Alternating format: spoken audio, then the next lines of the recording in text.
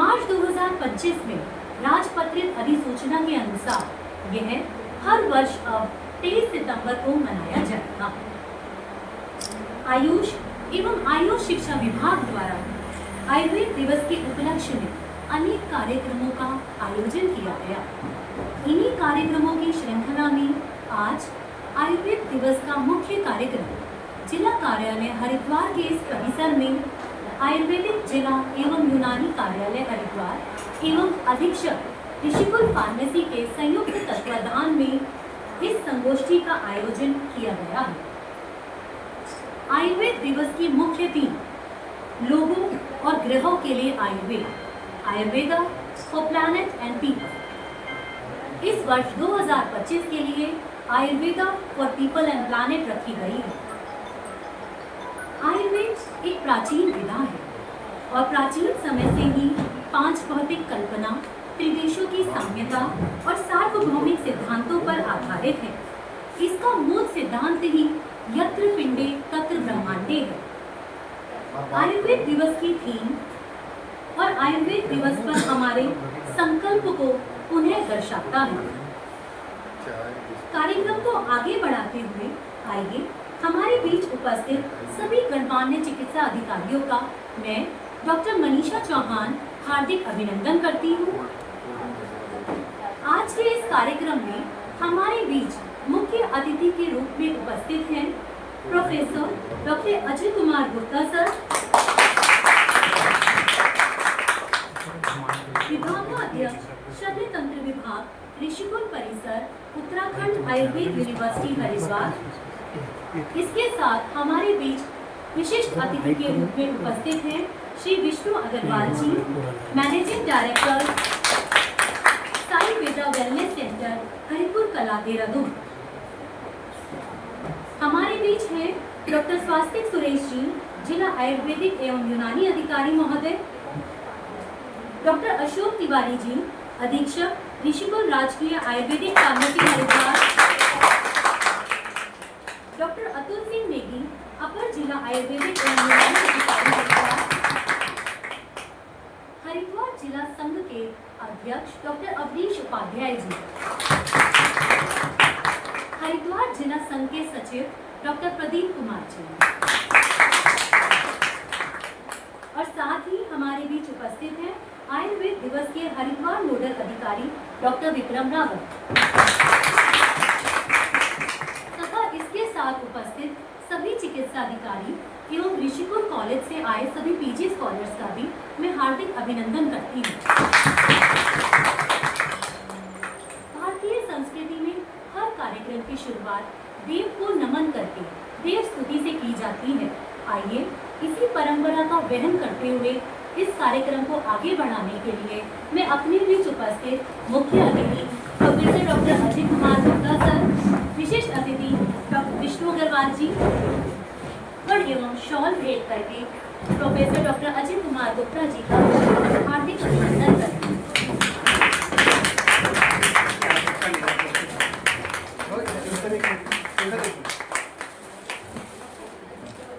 जोरदार तालियों के साथ हम अपनी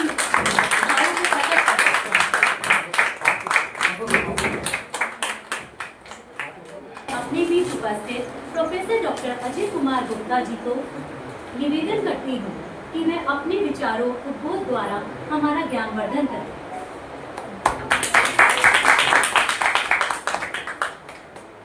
सभी को मेरा नमस्कार। और सबसे पहले इस आज का इस विशेष दिन में जो कार्यक्रम आयोजन किया है और जो लोग इसमें सक्रिय भागीदारी के रही, अध्यक्ष ऋषिकुल फार्मेसी जी, अवनीश जी और सब लोग जो दिन से मेरे संपर्क में बने हुए थे, मैंने कहा मैं आऊँगा अवश्य, लेकिन ये अपेक्षित नहीं था कि मैं घर में चाहे आपके लोगों के बीच का एक सदस्य हूँ। चलिए, उसके लिए जो आपने मान सम्मान ज़रूरत से ज़्यादा दिया, उसके लिए सबसे पहले मैं हृदय से अपना आभार व्यक्त करता हूँ आपके साथ। और जो आज का ये दिन है, डॉक्टर मनीषा आपको बैठकर मैं 10-15 मिनट बोलूँगा, 30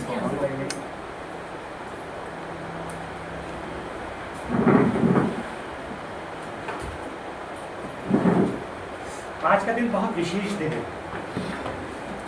जैसे डॉक्टर मनीषा चौहान जी ने बताया कि पूर्व में ये आयुर्वेद दिवस धनतेरस के दिन मनाया जाता है, लेकिन अभी मार्च में जो आयुर्वेद के बड़े बड़े स्टॉल बोर्ड्स थे उनकी एक मीटिंग हुई और उन्होंने ये निर्णय लिया, क्योंकि अब आयुर्वेद जो है ग्लोबली एक विश्व में पहचान बना चुका है, तो इसको एक ऐसे दिन में हम लोग उत्सव की तरह मनाएं ताकि अधिकांश लोग इसमें उपस्थित रहें।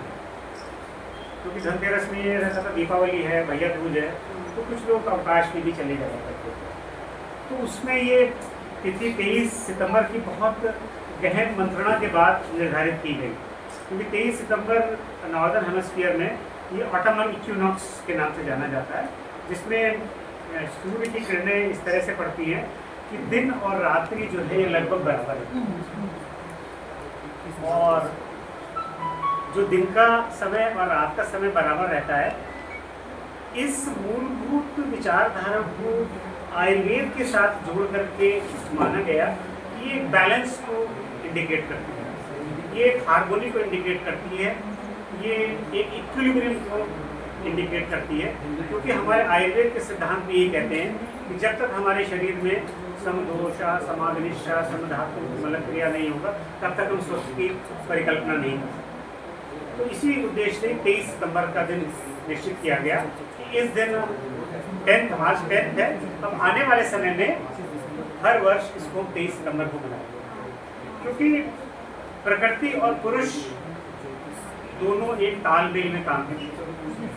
यह कैसे उन्होंने बताया, यथा लोके तथा देह, हम लोग जब यूजी से इस चीज़ को पढ़ते हुए आए हैं, प्रकृति जो है हमको हमेशा देती है और हम प्रकृति को विभिन्न संसाधनों से उसका पोषण हम भी करते हैं, चाहे वो वायु हो, चाहे वो जल हो, चाहे वो पादप औषधियाँ हों, जीव जंतुआँ हों, ये एक बायोलॉजिकल साइकिल चल रही है। और जब इसमें ज़रा सा भी डिस्टर्बेंस आता है तो रोगों की उत्पत्ति हुई, या हम प्रकृति के साथ ज़रा सा भी अनुचित छेड़छाड़ करते हैं तो हो सकता है हमें विभिन्न प्रकार की आपदाओं का सामना करना पड़ता है किसी न किसी, ये उसके साइड इफेक्ट्स होते हैं।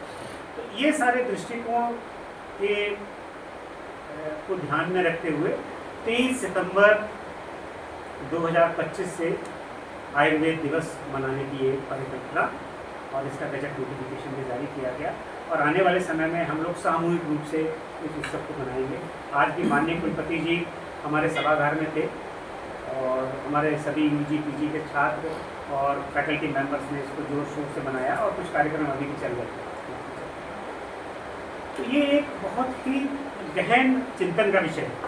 आयुर्वेद का उद्देश्य खाली वो यहाँ पे समाप्त नहीं हो जाता कि हम लोग चिकित्सा का एक व्यवसाय कर रहे हैं, तो रोगी हमारे पास आता है, हम उसको कुछ औषधियाँ लिख देते हैं और वो उन औषधियों को लेकर के अपना जो है वो लाभ करते हैं। आयुर्वेद एक चिकित्सा विज्ञान नहीं बल्कि एक जीवन शैली है, it is a way of living, और ये वे ऑफ लिविंग इसकी जो उत्पत्ति हुई ये भारतवर्ष से हुई, और भारतवर्ष ने पूरे विश्व को इसको एक आईना के रूप में इसको पहचान दिलाई, इसको मान्यता दिलाई, और वैश्विक स्तर पर आज भी 100 से अधिक देश इस आयुर्वेद दिवस को मना रहे हैं। जिस तरह से अंतर्राष्ट्रीय योग दिवस मनाया जाता है, आने वाले समय में पूरे विश्व का हर कंट्री इस आयुर्वेद दिवस को मनाएगा।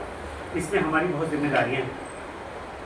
सिर्फ 23 सितंबर को इसको हमें मनाकर हम इसका अपने जिम्मेदारी से इतिश्री नहीं कर सकते। जब रोगी हमारे पास आता है वो एक बड़ी उम्मीद के साथ आता है। मैं अपने स्कॉलर्स को बताता हूँ, जो हमारे पास जूनियर डॉक्टर्स उनको बताता हूँ, patient is the centre of hospital. खाली कहने के नहीं कि रोगी हमारा भगवान है, पूरी जो चिकित्सा की विधा है ये पेशेंट के इर्द गिर्द घूमती है। अगर मेरा कोई विद्यार्थी स्टार्टिंग में आया है और अगर वो पेशेंट से ठीक से इंटरोगेट नहीं कर पा रहा, बात नहीं कर पा रहा, तो हमारी ड्यूटी है हम पेशेंट्स को किस तरह से उसको ट्रीट करें। एक अनजान व्यक्ति जो हमारे पास अपना सब कुछ व्यथा बताने आया है, वो व्यथा जो वो आपस में हो सकता है अपने परिवार के साथ भी शेयर ना करता हो, वो सारी बातें बताने के लिए आता है, तो हमारा ये नैतिक कर्तव्य है कि हम उसका समाधान करें। हम हर रोग के चिकित्सक विशेषज्ञ नहीं हो सकते, तो इसका तात्पर्य ये भी नहीं है हम उसको रिफर टू हायर सेंटर लिख करके छोड़ दें। हमारा ये नैतिक कर्तव्य है कि जब भी हम रोगी को किसी एक सुपर स्पेशलिस्ट के पास या बड़े चिकित्सालय में भेजें तो वो एक सेफ हैंड्स में जाए। ये नहीं उसको कहा कि आप वहाँ चले जाइए और उसके बाद हमने अपना कर्तव्य पूरा समझ लिया। क्योंकि आयुर्वेद चिकित्सा विज्ञान और आधुनिक चिकित्सा विज्ञान दोनों की चिकित्सा पद्धति में ढेर सारा अंतर है। चिकित्सा मॉडर्न के डॉक्टर्स भी कर रहे हैं और बहुत सारे मॉडर्न के डॉक्टर्स हमारे हम सबके बड़े अच्छे मित्र भी हैं, बहुत अच्छे लोग हैं उसमें, लेकिन कमियां हर जगह से कुछ ना कुछ निकल के ये नेग्लिजेंस के रूप में आ जाती है। आयुर्वेद चिकित्सा जब हम लोग ओपीडी में बैठते हैं, हम रोगी के लक्षणों को देख करके और एक प्रोविजनल डायग्नोसिस बना करके उसकी चिकित्सा को प्रारंभ करते हैं कि उसकी प्रकृति कैसी है, उसके दोषों में विषमता कहाँ से आ रही है, उसका ऑक्यूपेशन क्या है, किस जगह का वो रहने वाला है, साथ ही साथ क्या वो उस चिकित्सा को अफोर्ड कर पाएगा या नहीं कर पाएगा, तो हम लोग कभी कभी अपने पास से मदद कर देते हैं। उसके बाद हम इन्वेस्टिगेशन करते हैं। लेकिन ज़्यादातर जो बड़े बड़े हॉस्पिटल्स हैं, हमें देखते हैं वहाँ पर चिकित्सा का जो वेबसाइट इन्वेस्टिगेशन से शुरू होता है। पहले वो उनके पास एक छाती छपाया एक फॉर्मा होता है जिसमें उनको सिर्फ टिक करना होता है, जबकि हम सब एज ए आयुर्वेदिक विशेषज्ञ हम एक मूलभूत जो बहुत स्पेसिफिक टेस्ट होते हैं वही करा करके अपना रोगी की चिकित्सा शुरू करते हैं। एक प्रारंभ ट्रीटमेंट उनको दे देंगे, उसके बाद कहेंगे कि आराम नहीं मिलेगा तो आप सीरम बिलिरुबिन करा के आ जाइएगा या ब्लड यूरिया करा के आ जाइएगा, या अगर आराम नहीं होगा तो आप अल्ट्रासाउंड करा करके आ जाइएगा। जबकि जो सुपर स्पेशलिस्ट हैं वहाँ अक्सर ये देखा गया है कि वो ढेर सारे इन्वेस्टिगेशन लिख देते हैं और हो सकता है वो रोगी की पकड़ में पहुँच भी हो। ये एक बहुत बड़ा डिफरेंस है जो मैंने अपने पिछले 30-40 साल के कैरियर में महसूस किया कि हम सब आयुर्वेद के चिकित्सक तो रोगी के साथ उसके मनोभाव से जुड़ करके हम उसकी चिकित्सा करते हैं और वो रोगी हम सबके साथ जीवन भर जुड़ा रहता है। अधिकांश रोगी 10-10 साल के बाद 20-20 साल के बाद आते हैं और वो एक ऐसा चीज है जो मल्टीप्लाई होता रहता है। वो अपने रिश्तेदारों को लेकर के आते हैं, अपने परिचितों को लेकर के आते हैं, दूसरे प्रदेशों से लेकर को आते हैं। तो ये हमारा जो ज्ञान का प्रोपोगेशन है इसको इसी रूप में आगे बढ़ाना है, क्योंकि समाज में हम देख रहे हैं कुछ व्याधियाँ इस तरीके की बढ़ गई हैं जो लोगों ने उसको जीवन का हिस्सा माना। आज जब हम ओपीडी में बैठते हैं, ज़्यादातर जो पेशेंट्स हम सब लोगों के पास आते हैं वो डाइजेशन से संबंधित रोगा सर्वे अभी मंदाग्नो सुतराम। हम जो भी आहार हम लेते हैं हम सब जानते हैं, अग्नि में से उसका सार भाग बनता है, पित्त भाग बनता है। अगर आहार हम समुचित दे लेंगे तो जो रस भाग बनेगा वो दूषित बनेगा और वो दूषित रस भाग जहाँ जहाँ जा करके वो स्थान संशय करेगा वहाँ करेगी जाएगी। तो सबसे पहले कार्य हम लोगों का है कि रोगी की अग्नि को दुरुस्त करें। अगर अग्नि अच्छी होगी तभी रोगी के अंदर जो सार भाग बनेगा वो दूषित नहीं बनेगा।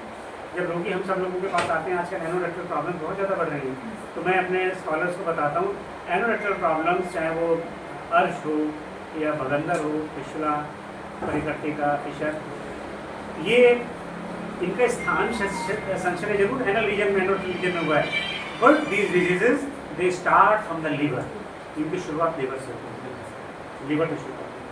तो अग्नि को करेक्ट हमको सबसे पहले करना है। जब तक हम अग्नि को करेक्ट नहीं करेंगे, कितना भी आप उसको जो है लोकल मेडिसिन लोकल एप्लीकेशन के लिए दे दीजिए, तब तक रोगी जो है वो व्याधि से दूर नहीं होगा। क्योंकि जो मॉडर्न का ट्रीटमेंट ऑलरेडी अधिकांश रोगी जब आप लोगों के पास आते हैं वो मॉडर्न का ट्रीटमेंट लेकर के आते हैं, जिसमें एक एंटीबायोटिक होता है, एक पेंटाप्रोजोल होता है, एक एनाल्जेसिक होता है और एक मल्टीविटामिन होता है। ये एक स्टैंडर्ड ट्रीटमेंट है जो एक सामान्य चिकित्सक भी लिख रहा है और वही ट्रीटमेंट एक मेडिकल स्टोर वाला भी आज कॉमन मैन को सस्ते में उपलब्ध करा देगा। यही सबसे बड़ी भिड़ंत है। इन औषधियों का जो साइड इफेक्ट हमारे शरीर पर पड़ रहा है उसको हमें रोकना है। हमें रोगी को बताना है कि ये औषधियाँ आपके लिए उपयोगी नहीं है। क्योंकि इस समय हमारे समाज में तीन चीज़ें जिनको हम 3 हाइज कहते हैं, 3 हाइज, ये 3 रोग ऐसे हैं जो हमारे सबसे बड़े, these are the biggest enemy of our society. Biggest सबसे पहला है high blood pressure. Uncontrolled blood pressure. पहले ब्लड प्रेशर को ये माना जाता था कि वो 60 साल 70 साल के बाद रोकने शुरू होगा। आज हम देखते हैं 30 और 40 ईयर्स की एज में the people they are suffering from uncontrolled blood pressure. और सबसे खास बात क्या है कि व्यक्ति को पता ही नहीं चलता कि वो जो है ब्लड प्रेशर की व्याधि से ग्रसित है। सिम्टम नहीं है, किसी को लग रहा है कि सर में भारीपन है, कंफ्यूजन है, हैवीनेस है, नींद नहीं आ रही है, ये उसका वर्क ओवरलोड के कारण है। लेकिन ऐसा नहीं, बहुत सारे चीज़ें अनडिटेक्टेड निकल जाती हैं। और ये भी आवश्यक नहीं है कि हम ब्लड प्रेशर की शुरुआत किसी औषधि से करें। स्टार्टिंग में अगर ब्लड प्रेशर के रोगी हमारे पास आते हैं तो हम उसको डाइट और लाइफ स्टाइल से अच्छे से कंट्रोल कर सकते हैं। क्योंकि आयुर्वेद में जब पंथ की बात आती है, पंथ में एक बड़ा सुंदर एक श्लोक आया है, पथ्ये सती गदार्थस्य किम औषध निषेवणे, पथ्ये असति गदार्थस्य किम औषध निषेवणे। अगर रोगी पथ्य का पालन नहीं कर रहा है तो औषधि काम नहीं करेगी, और अगर रोगी पथ्य का पालन कर रहा है तो औषधि की कोई आवश्यकता ही नहीं। तो पथ्य का बहुत इंपॉर्टेंट रोल है, जिससे हम सब लोग शुरुआत करते हैं कि भाई restricted salt intake, have a good sleep, have a body को प्रॉपरली हाइड्रेटेड करके रखिए, अपनी लाइफ स्टाइल इस तरीके से बनाइए। तो ब्लड प्रेशर एक नंबर 1 पॉइंट है जो बहुत आजकल समाज में फैल रहा है, जो बिगेस्ट एनिमी बनता चला जा रहा है।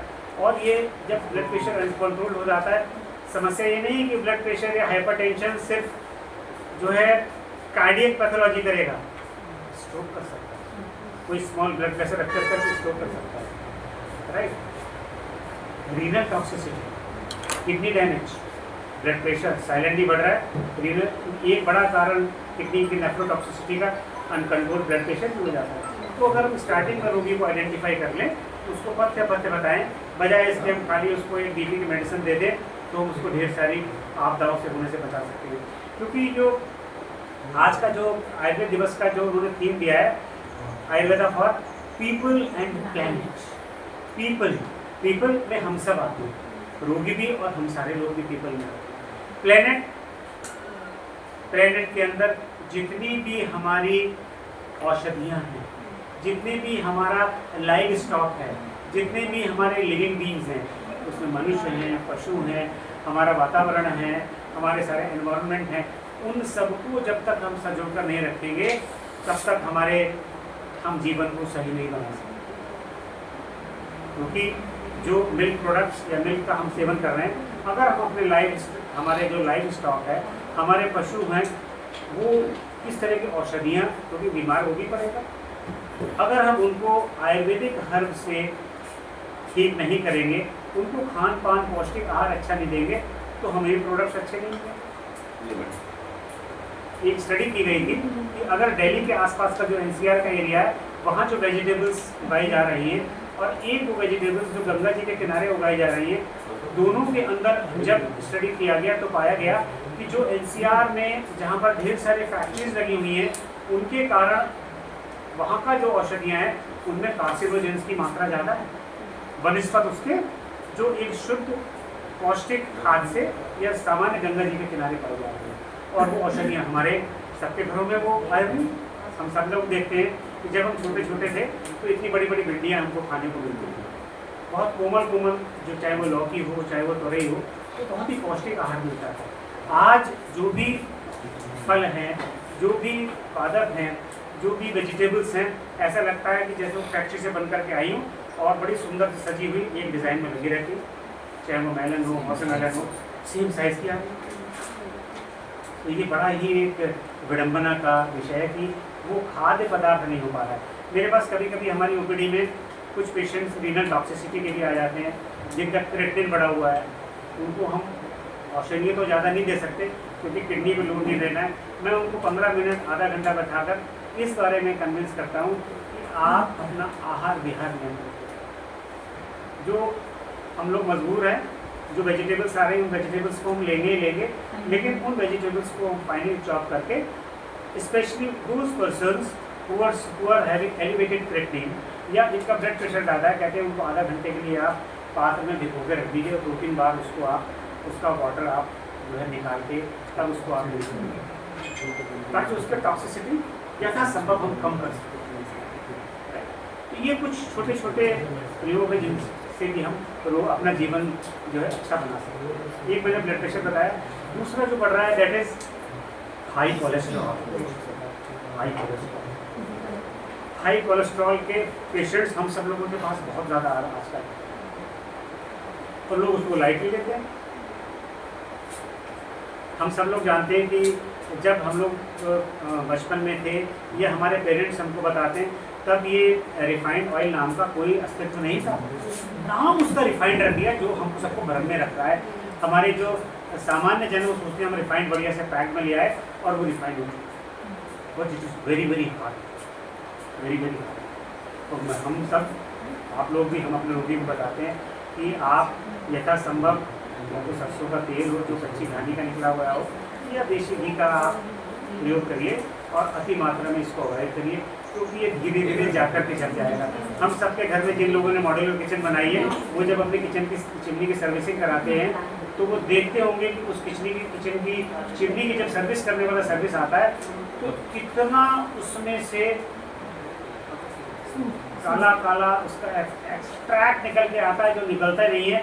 बार बार वो उसको कुछ तेजाब जैसी विस्ती से वो उसको साफ करता है, वही चीज़ें हमारे अंदर चलती हैं। जैसे कि हम सब लोग जब मकान, हमारा सभी ने मकान बनाया, वो मकान बनाने के लिए एक पाइप खरीद के लेकर के आते हैं, तो उस पाइप से हम तराई करते हैं, पेड़ को उसको वाटरिंग करते हैं। वो पाइप 1 साल के बाद, 2 साल के बाद थोड़ा सख्त होता चला जाता, उसके अंदर डिपोजिशन हो गया, वो हमारा कहना नहीं मानता, वो टाइट होता चला जाता है। सिमिलरली हमारी जो ब्लड वेसल्स हैं वो टाइट होती चली जाती, वो जो चिकनाई है जो रिफाइंड के नाम पर जा रही है या फास्ट फूड के साथ हो करके जा रही है, वो हमारे अंदर होती चली जा रही है। किचन में हम सब काम करते हैं, महिलाओं को पता होगा, जो महिलाएं किचन में काम करती हैं, अच्छे अच्छे पकवान बनाती हैं, पकवान बनाते बनाते उनके अंदर इतना ज़्यादा वो चिकनाई एब्जॉर्ब हो जाती है कि उसके बाद उनका खाने का मन नहीं करता। जो बना रहा है, जो अंदर बैठा हुआ है एसी में, वो तो बढ़िया बढ़िया खा रहा है, गरम गरम, चाहे वो चिकनाई की चीज़ें हो, चाहे वो पूरी हो, त्योहार में बनती है, हम सब में मजबूर हैं। लेकिन जो व्यक्ति बना रहा है, क्योंकि मुझे भी कुकिंग का कुछ शौक है, मैं कुकिंग करता हूँ, मैं खुद इस चीज़ को महसूस करता हूँ कि अंत में जब मैंने अपने बच्चों के लिए बना दिया, उसके बाद मेरी इच्छा उसके प्रति नहीं रही, क्योंकि वो इतना ज़्यादा बॉडी के अंदर एब्जॉर्ब हो जाता है कि फिर वो एक नॉजिएटिव टाइप की, हरलास टाइप की फीलिंग करता है। Cholesterol is very very dangerous, बहुत डेंजरस, और उस कोलेस्ट्रॉल को से हम सब लोग उससे बच नहीं सकते। आप, हम समाज का हिस्सा हैं, आने वाले किसी न किसी कार्यक्रम में हमको जाना पड़ता है, त्यौहार में हमको पार्टिसिपेट करना पड़ता है, लेकिन अगर हम ऐसा कुछ सेवन करते हैं तो उसका कुछ रास्ता निकालें। आगे आने वाले समय में हम थोड़ा उष्ण जल का सेवन करें, वॉकिंग अपनी बढ़ा दें, फिजिकल एक्टिविटीज़ ज़्यादा बढ़ा दें, क्योंकि सेडेंटरी लाइफ स्टाइल भी बहुत बड़ा। कोलेस्ट्रॉल जो है इट लाइक सेडेंटरी प्रे, जो सेडेंटरी जो आदमी बैठा हुआ है, कोलेस्ट्रॉल उसको पसंद करेगा, राइट। तो हम सबकी जीवन शैली ऐसी हो गई। मैं अपने चैम्बर में कभी कभी जब पेशेंट्स आते हैं या मैं बैठा हूँ, मैं स्कॉलर्स आते हैं, मैं काफ़ी देर थोड़ी देर खड़े होकर के बात करने लगता हूँ। तो जो सेडेंटरी हैबिट्स हमारी बन गई हैं, क्योंकि घर पे हम जाते हैं, कुछ ऑफिशियल वर्क है, अपने लैपटॉप खोल लिया, वहाँ पर भी बैठे, घर से निकले ड्राइविंग सीट पर बैठ गए, वहाँ पे भी बैठे, ऑफिस में आ गए, फिर आके बैठ गए। तो जो सेडेंटरी लाइफ स्टाइल है, इसको हमें दूर करना है और पेशेंट्स को भी एनकरेज करना है, आप इसको आगे बढ़िए, क्योंकि cholesterol is the enemy number 2 जो हमारे बॉडी को स्लोली डैमेज करता है। Third thing is elevated blood sugar. पहले ब्लड शुगर जो है यंग एजेस में नहीं होता था, अब छोटे छोटे बच्चे उनका ब्लड शुगर बढ़ता चला जा रहा है, और पेरेंट्स इस चीज़ पे ध्यान कम दे पा रहे हैं। जो पढ़े लिखे लोग हैं, हम लोग तो ध्यान दे रहे हैं, लेकिन ज़्यादातर आप देखिए, पहले जो बच्चे थे घर में आते थे, बैग फेंका और खेलने के लिए बाहर निकल गए। हम लोग भी उसी का हिस्सा रहे हैं, सब लोग उसमें रहे हैं, घर में रुकते ही नहीं थे, छत पे चले जाते थे, डांट भी पड़ती थी, कोई अलग अलग तरीके के अपने आउटडोर गेम्स खेल रहे हैं। आज whole of the coming generation जो हमारे लिए सबसे चिंता का विषय है, it is busy in social media. छोटे बच्चे को अगर वो मोबाइल बहुत अच्छे से चला रहा है या अच्छे से देख रहा है, उसको देख करके अननोइंगली इलिटरेट पेशेंट्स बहुत खुश हो रहे हैं। ये टेक्स्ट कर देता है, ये व्हाट्सएप खोल लेता है। हम सब लोगों को स्मार्टफोन यूज़ करने में शुरू में बड़ी दिक्कत आई। हम सभी के पास पीला वाला ही फ़ोन था पहले, नोकिया का फ़ोन रहता था, वही फ़ोन हम यूज़ करते थे। तो मैं गुरुकुल में था उस समय, जब मेरे एक पेशेंट आते थे, उन्होंने कहा भाई आप ये नोकिया 32-33-10 था कि आप इसको बदल दीजिए। मैंने भाई मैं वो चला ही नहीं पाऊँगा। बोला नहीं हो जाएगा। ऐसे करते तो वो भागने लगता था। अब तो बहुत ज़्यादा फैमिली टच वाला आ गया और हम लोग उसको समय ने सिखा दिया। तो मैं Mehar Singh Chauhan sir, Pradeep Bhardwaj sir, S N. Shrivastava sir को हमको कंप्यूटर की ट्रेनिंग दी गई थी। हम चंद्राचार्य चौक पे गए और हमें कंप्यूटर सिखाया गया। वहाँ पे हमने टेस्ट दिया, पास हुए कि हमें कंप्यूटर का ABCD सिखाया गया। टेक्नोलॉजी हमने ले ली, लेकिन उस टेक्नोलॉजी का हम दुरुपयोग ना करें, ये हमें समाज को बताएं, अपने बच्चों को बताएं।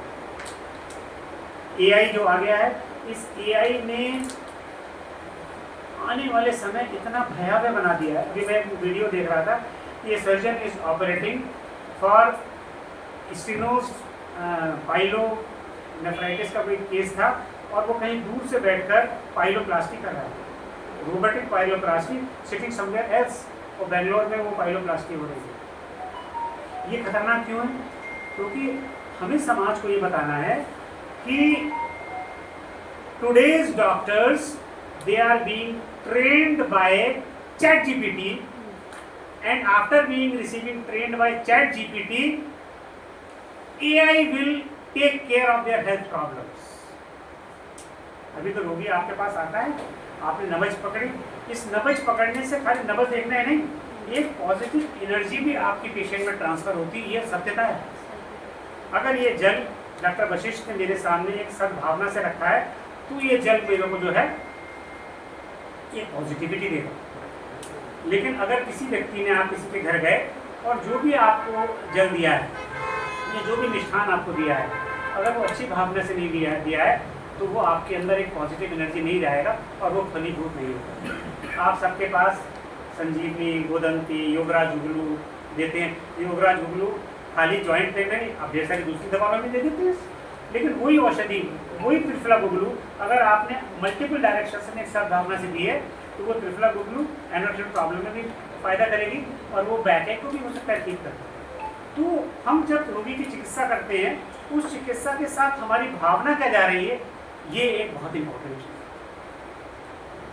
अगर हमारी ओपीडी में 125 मरीज आते हैं, जिस श्रद्धा के साथ हम रोगी नंबर 1 को देखते हैं, उसी श्रद्धा के साथ अगर हम रोगी नंबर 125 को देखें तो रोगी नंबर 125 भी 100% ठीक होगा। ये बहुत बड़ा हमारे ऊपर दायित्व आ गया, क्योंकि आने वाले समय में हम सिर्फ 8 बजे से 2 बजे तक या शाम को 5 बजे तक रोगी देख लें, यह हमारी इतनी शीघ्र नहीं होती। ये जो विश्व आयुर्वेद दिवस है, ये सबसे पहला जो उद्देश्य बताता है वो ये है कि हम ग्लोबल लेवल पर आयुर्वेद की विश्वसनीयता को फ्रंट लाइन में लेकर के, और काफ़ी देशों ने इसको ऑथेंटिक ऑफिशियल ट्रीटमेंट के रूप में स्वीकार कर लिया है। लगभग आज कुलपति जी बता रहे थे सुबह, 40 कंट्रीज ऐसी हैं जिन्होंने ऑफिशियली आयुर्वेद को front line of authentic treatment के रूप में इसको स्वीकार कर लिया है। जिस तरह से योग 192 कंट्रीज में एक्सेप्ट हो गया, तो ये भी हमारी रिस्पॉन्सिबिलिटी है कि हम एज ए चिकित्सक हम आयुर्वेद को विश्व पटल पर अग्रणी भूमिका में स्वास्थ्य देखभाल में फ्रंट लाइन ऑफ ट्रीटमेंट में लेकर के आएँ, और वो हमारे छोटे छोटे स्टेप्स के साथ जब हम समाज को साथ लेकर के चलेंगे, तो समाज उस आयुर्वेद को आगे एक सकारात्मक रूप में उसको फैलाएगा। और ये कब होगा? जब हम इसको एविडेंस बेस्ड लेकर के चलेंगे। अब वो चीज़ नहीं रही कि रोगी आए और रोगी कह दे कि आपने दवा लिखी और रोगी चला जाए। पेशेंट पूछेगा साहब ये दवा नंबर 1 किस काम की है, ये दवा नंबर 2 किस काम की है। तो पेशेंट आके कहता साहब त्रिफला तो मैंने लिया थी क्योंकि मेरा पेट ठीक रहता है। तो हमें उसको बताना है त्रिफला का पेट साफ करना त्रिफला का एक कारण है। Triphala is also a very good liver tonic, ये हमारी मेटाबॉलिज्म को भी एनहेंस करता है। आप उसको 2 ग्राम की मात्रा में ले लीजिए, अगर आपका मृदु क्रूर पोस्ट है तो 5 ग्राम की मात्रा में ले लीजिए। तो patient, we are answerable to the patient. हमें पेशेंट को बताना है कि जो औषधि है किस कारण से, और वो साफ साधा है। जब रोगी क्षार सूत्र के लिए आता है तो हम उसको बताते हैं ये क्षार सूत्र, it is a medicated herbal thread which has got a sustained drug delivery mechanism. इसके ऊपर जो औषधियाँ हैं ये छेदन करेंगे, भेदन करेंगे, लेखन करेंगे और आपका जो फिस्टुला का भगंदर का इन्फेक्शन है वो धीरे धीरे इरेडिकेट हो जाएगा, जो कि मॉडर्न सर्जरी से काफ़ी बार संभव नहीं होता। पेशेंट कन्विंस हो जाता है। चाहे हमारे लिए एक लेबर क्लास का व्यक्ति भी उतना ही इम्पोर्टेंट है जितना कि एक वीवीआईपी पेशेंट है, और ये सब हम लोग महसूस करते हैं। तो एविडेंस बेस्ड ट्रीटमेंट हम जब लेकर के चलेंगे, क्योंकि मॉडर्न पीपल पहले हमारे पास जब रोगी भेजते थे तो इस दृष्टिकोण से कुछ लोग भेजते थे कि भाई ये तो रिकरेंस का केस है और एक बार में ठीक नहीं होगा, भेजने दो, लेट देम सफर। हम लोगों ने उसको चैलेंज के रूप में लिया और उसको ऑथेंटिकेट करके, स्टैंडर्डाइज करके उसको एक विश्व पटल पर लेके आए। आज ललन बेली की सर्जरी के टेक्स्ट बुक में छात्र सूत्र का उल्लेख, छात्र चिकित्सा का उल्लेख और बड़े बड़े मंच पर उसको भेजते हैं। जितने भी बड़े चिकित्सक हैं, चाहे वो जॉलीग्रांट हॉस्पिटल के हों, एम्स ऋषिकेश के हों, सिटी हॉस्पिटल के हों, दूसरे प्रदेशों के लोग हों, वो बड़े गर्व से आप सब लोगों के पास एनोट्रल प्रॉब्लम्स के पेशेंट्स को भेजते हैं। कुछ डिजीज ऐसी ये देखा कि आज मेरे पास सुबह बीच में डॉक्टर के पांडे सर हैं, हेड ऑफ डिपार्टमेंट एनेस्थीसिया, का उनका मैसेज आया, this is very important message and इसको आप ध्यान से पढ़िए। उन्होंने लिखा कि एक रिसर्च हुई है और वो रिसर्च पब्लिश हुई है जिसमें कहा गया है कि 50% के आसपास की जो सर्जरी हैं वो अनावश्यक है, और उन्होंने कुछ नाम गिनाए कि 48% कार्डियक सर्जरी जरूरत ही नहीं, सिजेरियन सेक्शन जरूरत नहीं पड़ती काफी बार, नी ट्रांसप्लांट जरूरत नहीं पड़ती काफी बार, स्पाइनल सर्जरीज काफी बार जरूरत नहीं पड़ती। ढेर सारे नाम उन्होंने डेटा लिख कर मेरे को भेजा इस पेशेंट का, और ये डेटा पब्लिश्ड है। We are answerable. मैं ये नहीं कह रहा हूँ कि सारे नी ट्रांसप्लांट गलत हैं या सिजेरियन गलत हैं या कार्डियक सर्जरीज अच्छी नहीं हुई। आप उस पेशेंट का इंटेलेक्ट देखिए। प्रोस्टेट सर्जरी, प्रोस्टेट एक बहुत बड़ी समस्या आ गई है। काफ़ी बार प्रोस्टेट सर्जरी कराने के बाद पेशेंट का बचा कुचा जो सोशल जीवन है वो निरर्थक साबित हो जाता है। तो we are responsible for the society कि हम पेशेंट का जो बचा हुआ अवशेष जीवन है उसकी क्वालिटी ऑफ लाइफ कैसे इम्प्रूव करें, और वो तब होगा जब हम आयुर्वेद के जो सिद्धांत हैं जो हमने अपने गुरुजनों से प्राप्त किए हैं उसको एक सच्चे मन के साथ रोगी को एक परिवार के सदस्य के रूप में, चिकित्सा के रूप में बताएं, तभी वो खरीद करेगा। जब हम खुद एक टैबलेट खरीदना पड़ता है, हम मेडिकल स्टोर पर जाते हैं, तो जब जो एहसास हमें हुआ था पहली बार वो एहसास रोगी पर भी होता है। इस दृष्टिकोण से हम जब तक आवश्यक ना हो एक बहुत लंबा ट्रीटमेंट प्रोटोकॉल में, तो ब्लड शुगर की बात मैं कर रहा था, ये एक साइलेंट किलर के रूप में हो गया है। And in the globally in the world more than 2.5 million people are suffering from sugar, और जिसका एक बाई प्रोडक्ट एक जो रूप में निकल कर आया है, जो आज की थीम है उसका जो पहला उन्होंने सब थीम दिया है ओबेसिटी। ओबेसिटी बहुत ज़्यादा बढ़ रही है, लोगों पे अपने आसपास का पता ही नहीं। उनके लिए छोटा सा बच्चा था, वो कब चबी बच्चा होते होते कब वो स्थूल हो गया, पेरेंट्स को नहीं दिखाई देता। हमें एक सामान्य शब्दों में, ताकि पेरेंट्स को बुरा भी ना लगे, उनको बताना है कि अभी हम इसको कंट्रोल करें। Lot of diseases are there जो ओबेसिटी के कारण हो रही है। डायबिटीज़ के अलावा cardiac problems related to the immunity, ये सारी चीज, पीसीओडी अपने आप उत्पन्न नहीं हुई है। ओबेसिटी एक बड़ा फैक्टर है। आप देखिए जो महिला चिकित्सक हैं हमारे, उनके पास कोई शायद ही कोई ऐसा दिन जाता हो जिसमें पीसीओडी के पेशेंट्स ना आते हों। ऐसा नहीं कि ओबेसिटी के बिना नहीं होता, लेकिन obesity is one of the factor which is leading to PCOD. तो ये इन सारे क्वेश्चंस का आंसर हमको ढूंढना है, और ये तब तक नहीं होगा जब हम अपने लाइफ स्टाइल को भी बदलेंगे। हमें अपना लाइफ स्टाइल चेंज करना है। मैंने अभी पीछे, मैं मॉर्निंग टाइम में जब मैं राउंड के लिए जाता हूँ तो एक क्लिनिकल क्लास का मैंने एक रूटीन बना रखा है कि 5-10 मिनट हम किसी डिजीज़ पे क्लिनिकल चर्चा करेंगे, क्योंकि दिन में हम सब व्यस्त हो जाते हैं। ओबेसिटी का एक बहुत छोटा सा मैंने इनको सिंपल बताया कि ओबेसिटी के लिए 2 तरह की ओबेसिटी होती है, एक सेंट्रल ओबेसिटी होती है, एक एब्डोमिनल ओबेसिटी है। सेंट्रल ओबेसिटी के लिए सेंट्रल ओबेसिटी के मैं इन लोगों को बताता हूँ, जो हमारा एब्डोमिन है, ये वेस्ट हिप रेशियो से मेजर होती है। हम रोगियों को बताते हैं, हम अपने वेस्ट का जो सबसे नैरो पार्ट है उसको इंच टेप से नाप लें और एक ग्लूटियल रीजन है उसको नाप लें। इसको waist divided by the maximum circumference of the gluteal region. It should not be 0.9, 0.9 more than 0.9 in men and 0.85 in women। अगर ये ऐसा है तो उसको कंट्रोल करने का प्रयास। और टोटल एब्डोमिनल ओबेसिटी जो है वो बॉडी मास इंडेक्स से मेजर की जाती है। बॉडी मास इंडेक्स कैसे मेजर होता है? हम पेशेंट्स को भी बता सकते हैं, अपने रिलेटिव्स को भी बता सकते हैं। बॉडी मास इंडेक्स किसी भी हालत में 30 से ज़्यादा नहीं होती। जो हमारा बॉडी वेट है और जो हमारी हाइट है, height in metre squares divided by body weight. मान लीजिए किसी का बॉडी वेट 70 किलोग्राम और बॉडी वेट 160 सेंटीमीटर है तो 1.6 मीटर हो गया। 1.6 इंटू 1.6 तो जो आया उससे हम बॉडी वेट को अगर हम डिवाइड करेंगे, ये 30 से ऊपर अगर आ रहा है तो पेशेंट को हम एक कॉशन दे सकते हैं कि बॉडी मास इंडेक्स ये है। और ये बॉडी मास इंडेक्स मैं अपने स्टूडेंट्स के जो रिसर्च का जो परफॉर्मा होता है उसमें मैं डालता हूँ, इससे एक मोटा मोटा आइडिया लग जाएगा। ये हम अलर्ट बॉडी पेशेंट को देख सकते हैं कि भाई हम बॉडी मास इंडेक्स, सबको अपनी हाइट मालूम है 160 170 हाइट इन मीटर्स, उसका स्क्वायर 160 सेंटीमीटर है। 1.6 इंटू 1.6 जो भी आया और वेट ले लीजिए, वेट को उसके स्क्वायर का जो आया उससे मल्टीप्लाई कर दीजिए। 24.9 के से लेकर के 30 तक जो है वो ओबेसिटी में आता है, वो ओवरवेट में आता है, ओवरवेट में। और 30 से ऊपर चला जाएगा तो वो ओबेसिटी में आ जाएगा। पहले इसको करेक्ट करना, इसको करेक्ट करना, क्योंकि ओबेसिटी ये एक ऐसी प्रॉब्लम है जो वर्ल्ड में बहुत ज़्यादा बढ़ रही है और हम इसको कंट्रोल नहीं कर पा रहे हैं। आयुर्वेद में तो हमने पढ़ा है अष्टलिंगी पुरुष, उसमें अति स्थूल का एक डिस्क्रिप्शन आया है, लेकिन इसको हम कंट्रोल करें।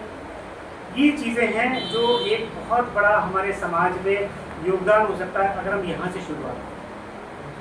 फिर उसके बाद लास्ट में मैं 2-4 चीज़ें बताना चाहता हूँ कि व्हाट इज़ द आंसर, इसका उत्तर क्या है।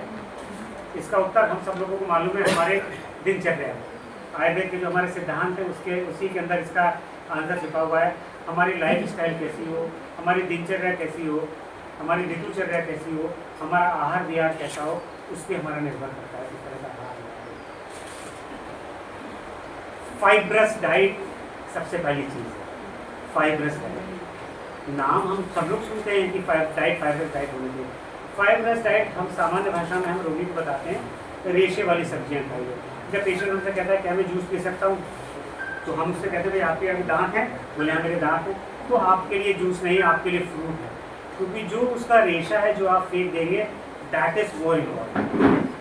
जूस उसके लिए है जो बेचारा होल फ्रूट नहीं ले सकता, क्योंकि फाइबर जो है एक बहुत इंपॉर्टेंट पार्ट है हमारे डाइट में।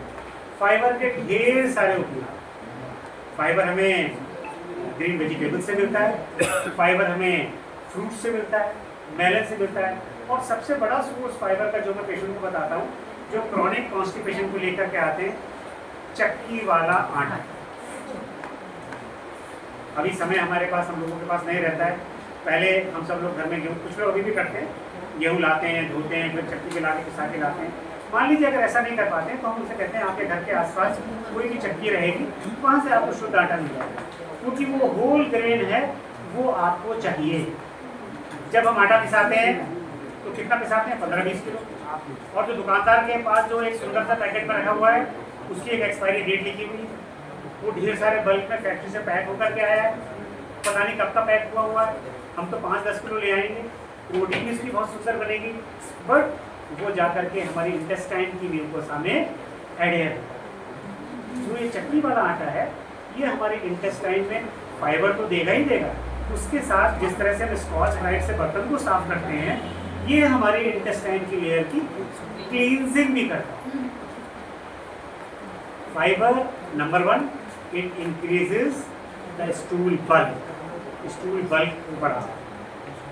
Number 2, fibre dilutes the amount of carcinogens जो कि हम अनजाने में ले रहे हैं। कार्सिनोजेंस चाहे वो सब्जियों के साथ आ रहे हों, चाहे वो फ्रूट्स के साथ आ रहे हों, या वातावरण में जो हमारे पॉल्यूशन के साथ हम इनहेल करके जा रहे हैं, उन सारे पॉसिबल कार्सिनोजेंस को डाइल्यूट करता है। It has been established. तो फाइबर ने हमें कार्सिनोजेंस क्या है, लोग आते हैं कहते भाई सब ठीक ठाक थे, जीवन में उन्होंने कभी भी कोई बैड हैबिट्स नहीं करी, कभी नशा नहीं किया, साफ सुथरा काम किया, पता नहीं कैसे कैंसर हो गया, उससे हम रोगी को बचा सकते हैं। तो फाइबर जो कार्सिनोजेंस है उसको भी डाइल्यूट करता है। नंबर 3, दिस फाइबर एक जो ट्रांजिट टाइम होता है कोलन के अंदर, हमारे यहाँ पाचन क्रिया 20 फीट लंबी इंटेस्टाइन है, उसके बाद कोलन में आकर ठहरता है, फीकल मैटर जो स्टूल का रूप ले लेता है। This fibre it decreases the transit time in colon. Colon के अंदर वो ज़्यादा देर डाइजेस्टेड फूड को रहने नहीं देता, इवैक्यूएट जल्दी करा देता है। उसकी वजह से भी हमारी बॉडी के अंदर टॉक्सिन्स जो एब्जॉर्ब होते हैं वो एब्जॉर्ब नहीं होते। राइट। और एक स्टडी की गई पॉइंट नंबर 4 कि ये देखा गया कि जो कार्सिनोजेंस हैं, जो फ्री रेडिकल्स हमारी बॉडी में प्रोड्यूस होते हैं, it absorbs the free radicals and it also reduces the amount of pro carcinogens present in our diet. And अगर कोई व्यक्ति अपने डेली रिक्वायरमेंट में 10 ग्राम भी फाइबर पर डे ले रहा है तो उसकी लाइफ एक्सपेक्टेंसी के 2 गुड क्वालिटी ईयर्स बढ़ जाएंगे। तो फाइबर का एक बहुत बड़ा रोल है। फाइबर का काम खाली पेट साफ करना नहीं है, एक कोष शुद्धि नहीं है। अगर आप किसी रोगी को फाइबर दे रहे हैं, जो हम सब लोग यूज़ कर रहे हैं, ढेर सारे आने वाले कॉन्सिक्वेंसेस से बचा सकते हैं। क्योंकि जो Ayurveda for people and planet का एक उद्देश्य ये भी है कि हम रुग्ण भार कम करें। आयुर्वेद में ऐसा रास्ता तलाशें जिससे कि मृत्यु दर को कम करें। मृत्यु दर को कम करने का मतलब ये नहीं कि हम उसको एड्रेनलिन लगा रहे हैं और उसको सोडा बाइकार्ब लगा रहे हैं, डेक्सोना लगा रहे हैं, बेटिसोल लगा रहे हैं, वो तो लास्ट स्टेज पे पेशेंट पहुंच जाता है। अब आयुर्वेद का क्या योगदान है कि हम डेथ रेट को कम कर सकें। और डेथ रेट कब कम होगा? जब हम अच्छे समाज की उत्पत्ति करेंगे। समाज कब उत्पन्न होगा? जब उसकी दिनचर्या अच्छी बनाएंगे। हम उसको औषधियों के अलावा पथ्य अपथ्य का सार्थक एविडेंस बेस्ड ज्ञान उसको होंगे। प्लेंटी ऑफ फ्लूइड इनटेक को हम उसको बढ़ाएंगे। हम उसको बताएंगे भाई अगर आपको सर्दी जुकाम खांसी नहीं है और घर का बना हुआ अगर आपको तक्र मिलता है तो दिन के समय आप तक्र का प्रयोग करिए, हींग का प्रयोग करिए, अजवाइन का प्रयोग करिए। मेथी का प्रयोग उसको नहीं करना है इसमें जिसको शुगर है खाली। मैं स्वयं रोज़ रात में थोड़ी सी सौंफ, थोड़ी सी अजवाइन और मेथी भिगोता हूँ और सुबह छान के उसका पानी मैं स्वयं रेडी लेता हूँ। और जब बच्चे मेरे साथ आते हैं रहने के लिए तो उनके लिए भी बनाता हूँ। मेरा HbA1c 5.7 रहता है हमेशा। इससे पहले कि वो 6 और 7 पहुँचे मैंने अभी से शुरू कर रखा है। वर्षों से ये चीज़ें मैं लेकर आऊँ।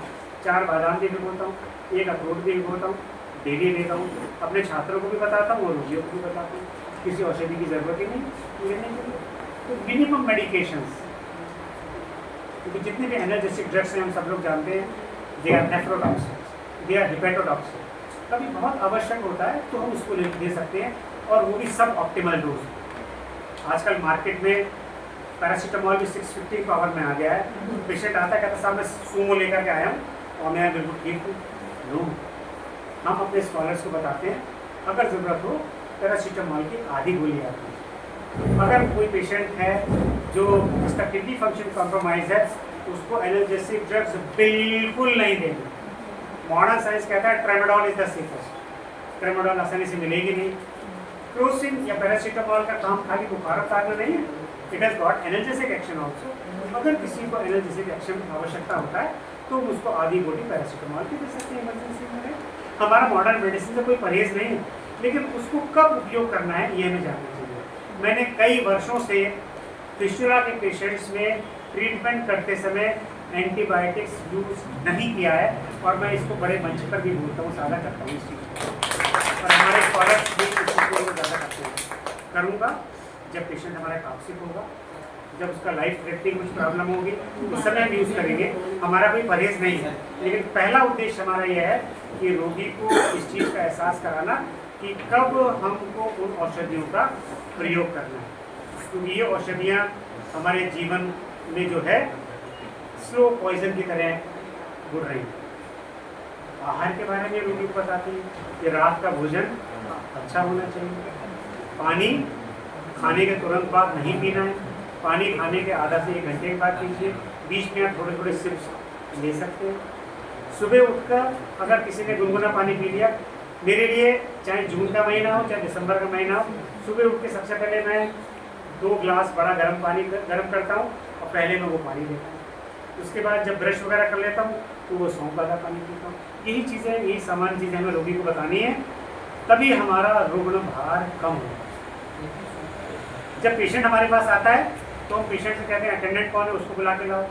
क्या होता है, पति बाहर खड़ा है, पत्नी को अंदर भेज दिया, या पत्नी बाहर खड़ी है, पत्नी को अंदर भेज दिया, या बच्चों को अंदर भेज दिया। अटेंडेंट उस समय होना चाहिए।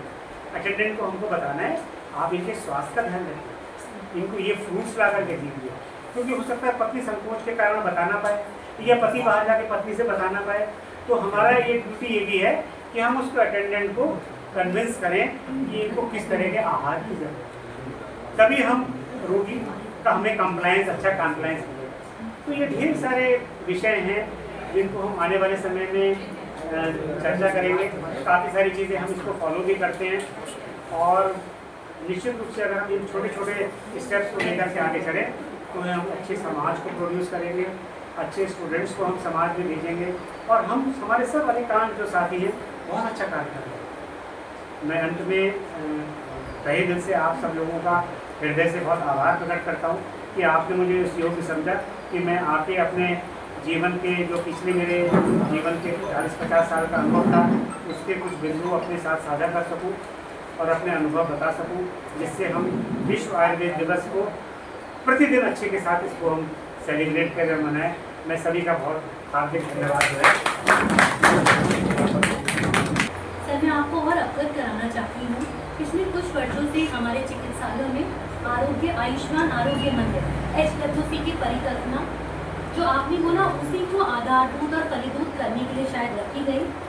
हम लोग NCD non communicable diseases, diabetes, blood pressure, lifestyle modification, इनकी बाकायदा हर महीने स्क्रीनिंग कर रहे हैं, और जो गांव में आशाएं हैं उनको अपने साथ जोड़कर हमने इसमें काफ़ी हद तक अवेयरनेस, मास अवेयरनेस का काम किया। हमारे बीच बहुत सारे चिकित्सा अधिकारी आयुष्मान आरोग्य मंदिर से उपस्थित भी हैं। उत्सव का अर्थ है एक साथ हर्षोल्लास और आनंद के साथ एकत्रित होना। हम यहाँ सभी आयुर्वेद विभाग के उपस्थित हैं। हमारे लिए आज का ये दिन आयुर्वेद दिवस एक उत्सव है। इस वर्ष योगा दिवस की थीम थी एक धरती एक स्वास्थ्य के लिए योग, और आयुर्वेद दिवस की थीम है Ayurveda for people and planet, लोगों और ग्रहों के लिए योग। यह वर्ष 2025 पूर्णतः वैश्विक कल्याण के प्रति समर्पित है, और आयुष शिक्षा एवं आयुष शिक्षा विभाग इस वैश्विक परिकल्पना के लिए पूर्णतः प्रतिबद्ध है, और हम सब चिकित्सा अधिकारी यहाँ एकत्रित होकर उन्हें इसी संकल्प को दोहरा रही हैं। इसी क्रम को आगे बढ़ाते हुए अब मैं हमारे बीच उपस्थित श्री साई वेदा वेलनेस सेंटर से श्री विष्णु अग्रवाल जी को आमंत्रित करती हूँ कि वे अपने उद्बोध देकर हमारा ज्ञानवर्धन करें। आयुर्वेद आनंद और अध्यात्म इसके साथ का है। मतलब वहाँ आनंद का भी मेरा 100 पेशेंट आया और पैरालाइज को लेकर आए। 77 की एज है और 77 बेड बदल लिया काफ़ी, तो उनकी जो है बहुत ही वो करीब चिड़चिड़ापन हो गया, उठती नहीं है, बात नहीं मानती है, ये नहीं करती है, वो नहीं करती। और मैं जो है एक चीज़ सोच रहा था कि खिंचाव तो ऊपर चल रहा है, इस एज के रिकॉर्ड खिंचाव ऊपर चल रहा है और लाना यहाँ है। मैंने उसको वो थेरेपियों के बारे में ना, मुझे लग रहा था वो मुझसे ज़्यादा जानकारी उसको थी। तो अपन यहाँ किया हुआ है, मैंने वहाँ थेरेपी ली हुई है, बहुत सारी जानकारी है कि ये रिकवरी करने में हो जाएगा। आनंद करते हैं, कीर्तन करते, शाम को कीर्तन करते, आनंद लेते हैं साथ। तो वो इस तरीके से जो है ना कि आयुर्वेद तो वैसे ही अमृत है, और आनंद जुड़ जाए, अध्यात्म जुड़ जाए साथ में, और आनंद आ जाएगा। और अभी बड़ा अच्छा विष्णु जी ने बोला था, अभी मैं सुन रहा था सर जी, बहुत मतलब हमारे को आती हैं तकलीफें बहुत सारी आती हैं, क्योंकि हमसे ज़्यादा जानकारियाँ उसको होती हैं पेशेंट के लिए। और पहले पेशेंट को सेटिस्फाई करना है, फिर गवर्नमेंट साथ में भी सेटिस्फाई करके चलना है, उस चीज़ को भी साथ लेकर चलना है ना। आधी अधूरी जानकारी उधर भी ऊपर से जा रही है, आधी अधूरी हमारे को भी नहीं है, ठीक है। तो बहुत सारी समस्याएं आती हैं, तो इस तरीके की मीटिंग हो, ठीक है, जानकारियाँ मिलें, जो भी अनुभव है आदान प्रदान हो, जिससे हम और बेहतर जान पाएँ, पेशेंट के साथ, अपने साथ सभी के साथ बेहतर कर पाए। कि मेरे को जो है ना इस फील्ड के अंदर मैं थोड़ा सा अपना अनुभव दूंगा अपनी लाइफ में, कि मैं मेरी लाल किले के सामने दुकान थी, इलेक्ट्रॉनिक्स का काम था, और अच्छा प्रभु की कृपा से बड़ा था कि 2 दुकानें थी, बॉम्बे में ऑफिस था, और बड़ा काम कारोबार चल रहा था, बड़े लेवल पर चल रहा था। पता नहीं उसकी क्या कृपा हुई कि उसने जो है चुन लिया, उसने मतलब मुझे अपनी तरफ जो भी उसका करना था, और आभारी हूँ उसका कि मुझे जो है आप लोगों के में बैठने का मौका मिला है मुझे, मैं इसका बड़ा आभारी हूँ उसका। तो वो मुझे जो है ना वो खींच के उधर की तरफ लेकर आया, अध्यात्म की तरफ, इसकी तरफ, उसकी तरफ लाना उसने चालू किया। और वहाँ से जो है दिल्ली से हरिद्वार का सफ़र चालू हुआ, और अभी कुछ मैं वेलनेस के और अपने अपने जो मैंने डी एडिक्शन पे भी परमात्मा की कृपा से जो है बहुत काम किया। 18 साल 5 ब्रांच का ईश्वर ने मुझे फाउंडर बनाया, तो ये उसकी कृपाएं हुई अद्भुत उसकी। और अभी रक्षाबंधन पे भाई बोल बैठा कि भाई आप आयुर्वेदिक ये वो ये चीज़ें कर रहे हो ना, दिए जा रहे हो, मिलना कुछ है नहीं है, क्या कर रहे हो, चाइना क्यों नहीं बैठ जाते हो, हमारा ऑफिस वो समझ क्या कर रहे हो, ये इसमें मिल आप है, सबको जानकारी है, लेकिन ये काम है देवों का। ये काम जो है आयुर्वेद देवों का काम है, देवता ही लेकर आए थे, अमृत है इस चीज को, मनी माइंड मनी, जो मेरे को चीज समझ में आया, मेरा अनुभव, और वो ले चीज को लेकर बैठ गया, भाई बहन भी बैठ गए, और वो मतलब मेरे कार्य नहीं समझ में आता। और मैंने उनसे जो है एक ही बात कह रहा है, एक एग्जांपल अभी ताजा एग्जांपल था कि राकेश झुंझुनवाला 46,000 करोड़ कमाने के बाद साहब कह रहे हैं कि ये मुझे कुछ भी नहीं चाहिए, मुझे 1 साल जीने को दे दो, मैं जी नहीं पाया। तो मैंने दोनों को बोला मैं 11 साल से अपने लिए जी रहा हूँ, मैं 11 साल से जी रहा हूँ जिंदगी को, 11 इंटू 46,000 करोड़ तो मैं कमा चुका। तो है कुछ चीज़ें जो है ना ईश्वर ने कहीं ना कहीं चुन रखा है, एक मन में है कि आयुर्वेद के साथ काम करना है, आनंद के साथ काम करना है, अध्यात्म के साथ काम करना है, चीज़ों को जोड़ना है कि लोग दुखी है ना, दुखी है, समस्या शरीर में आ गई है, धीरे धीरे आनंद आएगा, पहले हंस तो ले, जो आया उसे स्वीकार तो कर, उसको रोक तो सही, अपने हम काम करते हैं। ईश्वर जैसा भाव, जैसा कि ईश्वर ने बताया, बहुत बढ़िया बात है, जैसा भाव वैसे ही हो, जिस भाव के साथ हम कार्य करते हैं उस भाव के साथ काम होता है। तो एक भाव रहता है कि चल उसी भाव के साथ हमने इसका एक आयुर्वेद बनाया, तो इनका बड़ा हमारे को, मैं आभारी हूँ नेगी जी का, बहुत सपोर्ट मिला है हमारे लिए, मैं इसके लिए तहे दिल से आभारी हूँ। और ईश्वर जो है हमारे को आगे बढ़ाए, इसके अंदर हम बेहतर कर पाएँ, आप लोगों के अनुभव ले पाएँ, जिससे हम और अच्छे से अपना हम इस फील्ड में योगदान दे पाएँ, यही मैं। आनंद अध्यात्म, आयुर्वेद आनंद अध्यात्म जुड़े हैं, और हम सब नितांत शायद इसी और काम कर रहे हैं। WHO ने तो 1946 में अपनी डेफिनेशन को बदलकर mental, social and physical health के साथ जोड़ा, परंतु आयुर्वेद तो एक शाश्वत विधा है। प्राचीन समय से ही वह मानसिक, शारीरिक और सामाजिक परिकल्पनाओं को लेकर एक पूर्ण जीवन शैली और समग्र विकास के साथ आगे बढ़ रहा है, और हम सब उसी के निमित्त मात्र हैं। इसी क्रम में अब मैं हमारे बीच उपस्थित अधीक्षक ऋषिकुल आयुर्वेदिक फार्मेसी डॉक्टर अशोक से निवेदन करती हूँ कि 2 शब्द बोलकर हमें अनुग्रहित करें। नमस्कार, सभा में उपस्थित डॉक्टर गुप्ता सर, आपको सादर प्रणाम है, और अपर जिला आयुर्वेदिक अधिकारी महोदय और जिला संघ के अध्यक्ष एवं साई वेलनेस सेंटर के मैनेजिंग डायरेक्टर आप सभी को और सम्मानित सभी चिकित्सकों। आज आयुर्वेद दिवस के उपलक्ष्य में हम सब यहाँ संगोष्ठी का आयोजन हुआ है, तो सर का अनुभव तो बहुत ही लंबा रहा है, मैं इतना ज़्यादा कुछ नहीं बोलूँगा, थोड़ा जबकि मैडम ने कह ही दिया है तो थोड़ा बहुत अपने विचार रखना चाहूँगा।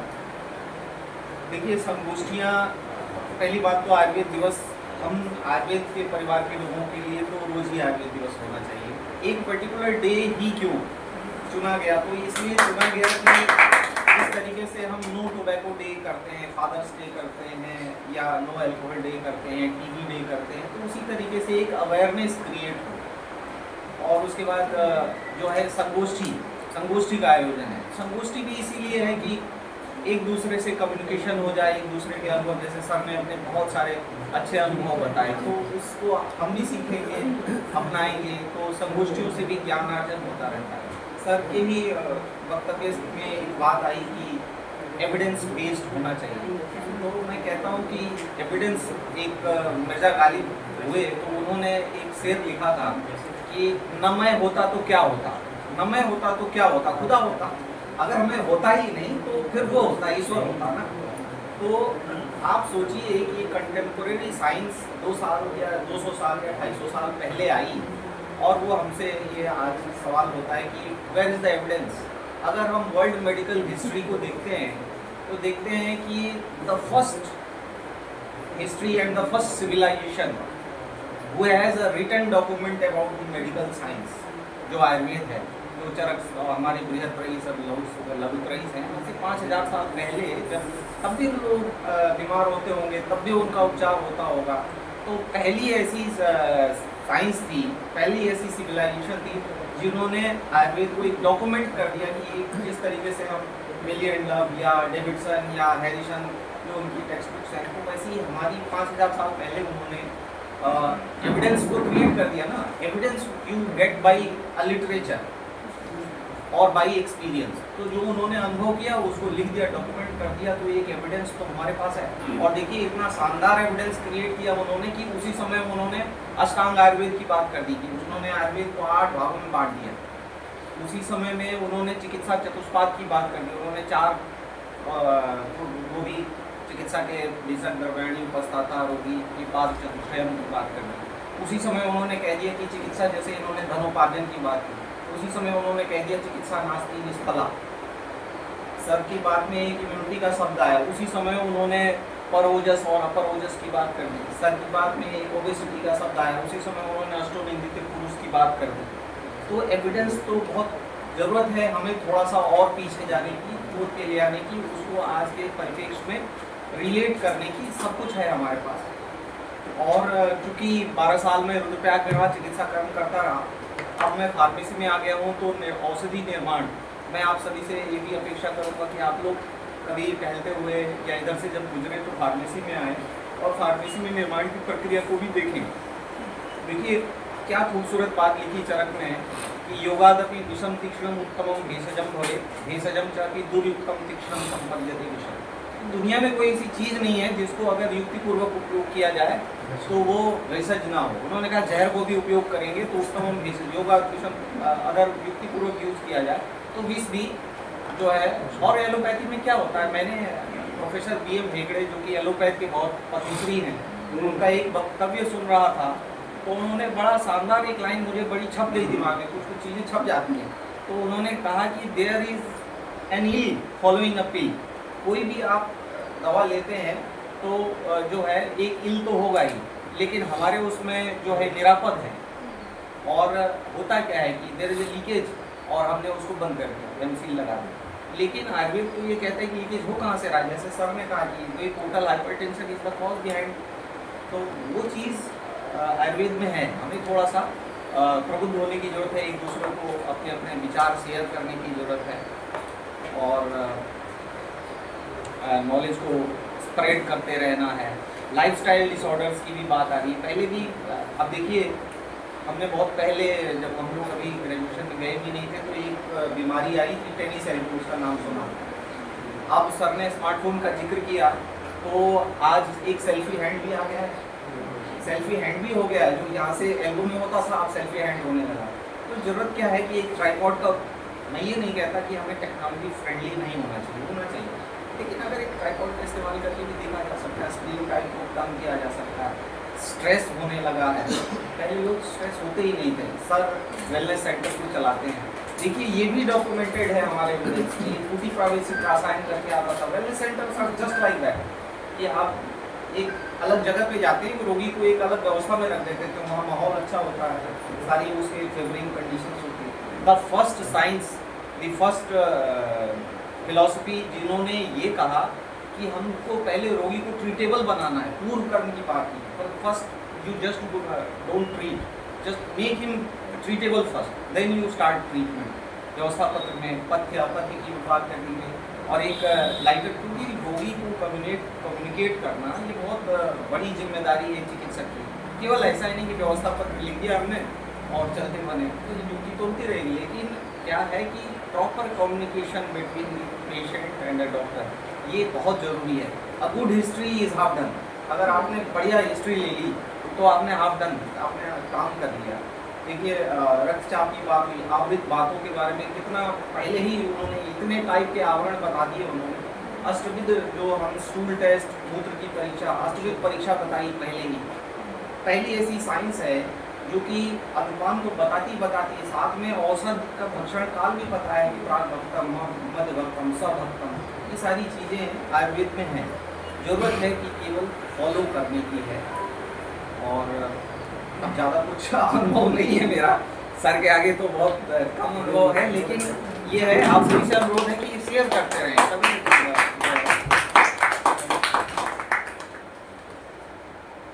धन्यवाद डॉक्टर साहब। ये बात सच है कि सर के आगे बोलते हुए हमेशा मेरे भी पैर लड़खड़ाते हैं, और सर आपके ज्ञान के आगे हम लोग अभी भी आपसे सीख ही रहे हैं। डॉक्टर साहब ने एक बात कही, उससे मैं पूर्णतः सहमत हूँ। हम लोग अपनी अपनी जगह पर कार्य कर रहे हैं। अनेक शॉर्टकमिंग्स, संसाधनों की कमियों से हम सब अपनी अपनी जगह जूझ रहे हैं।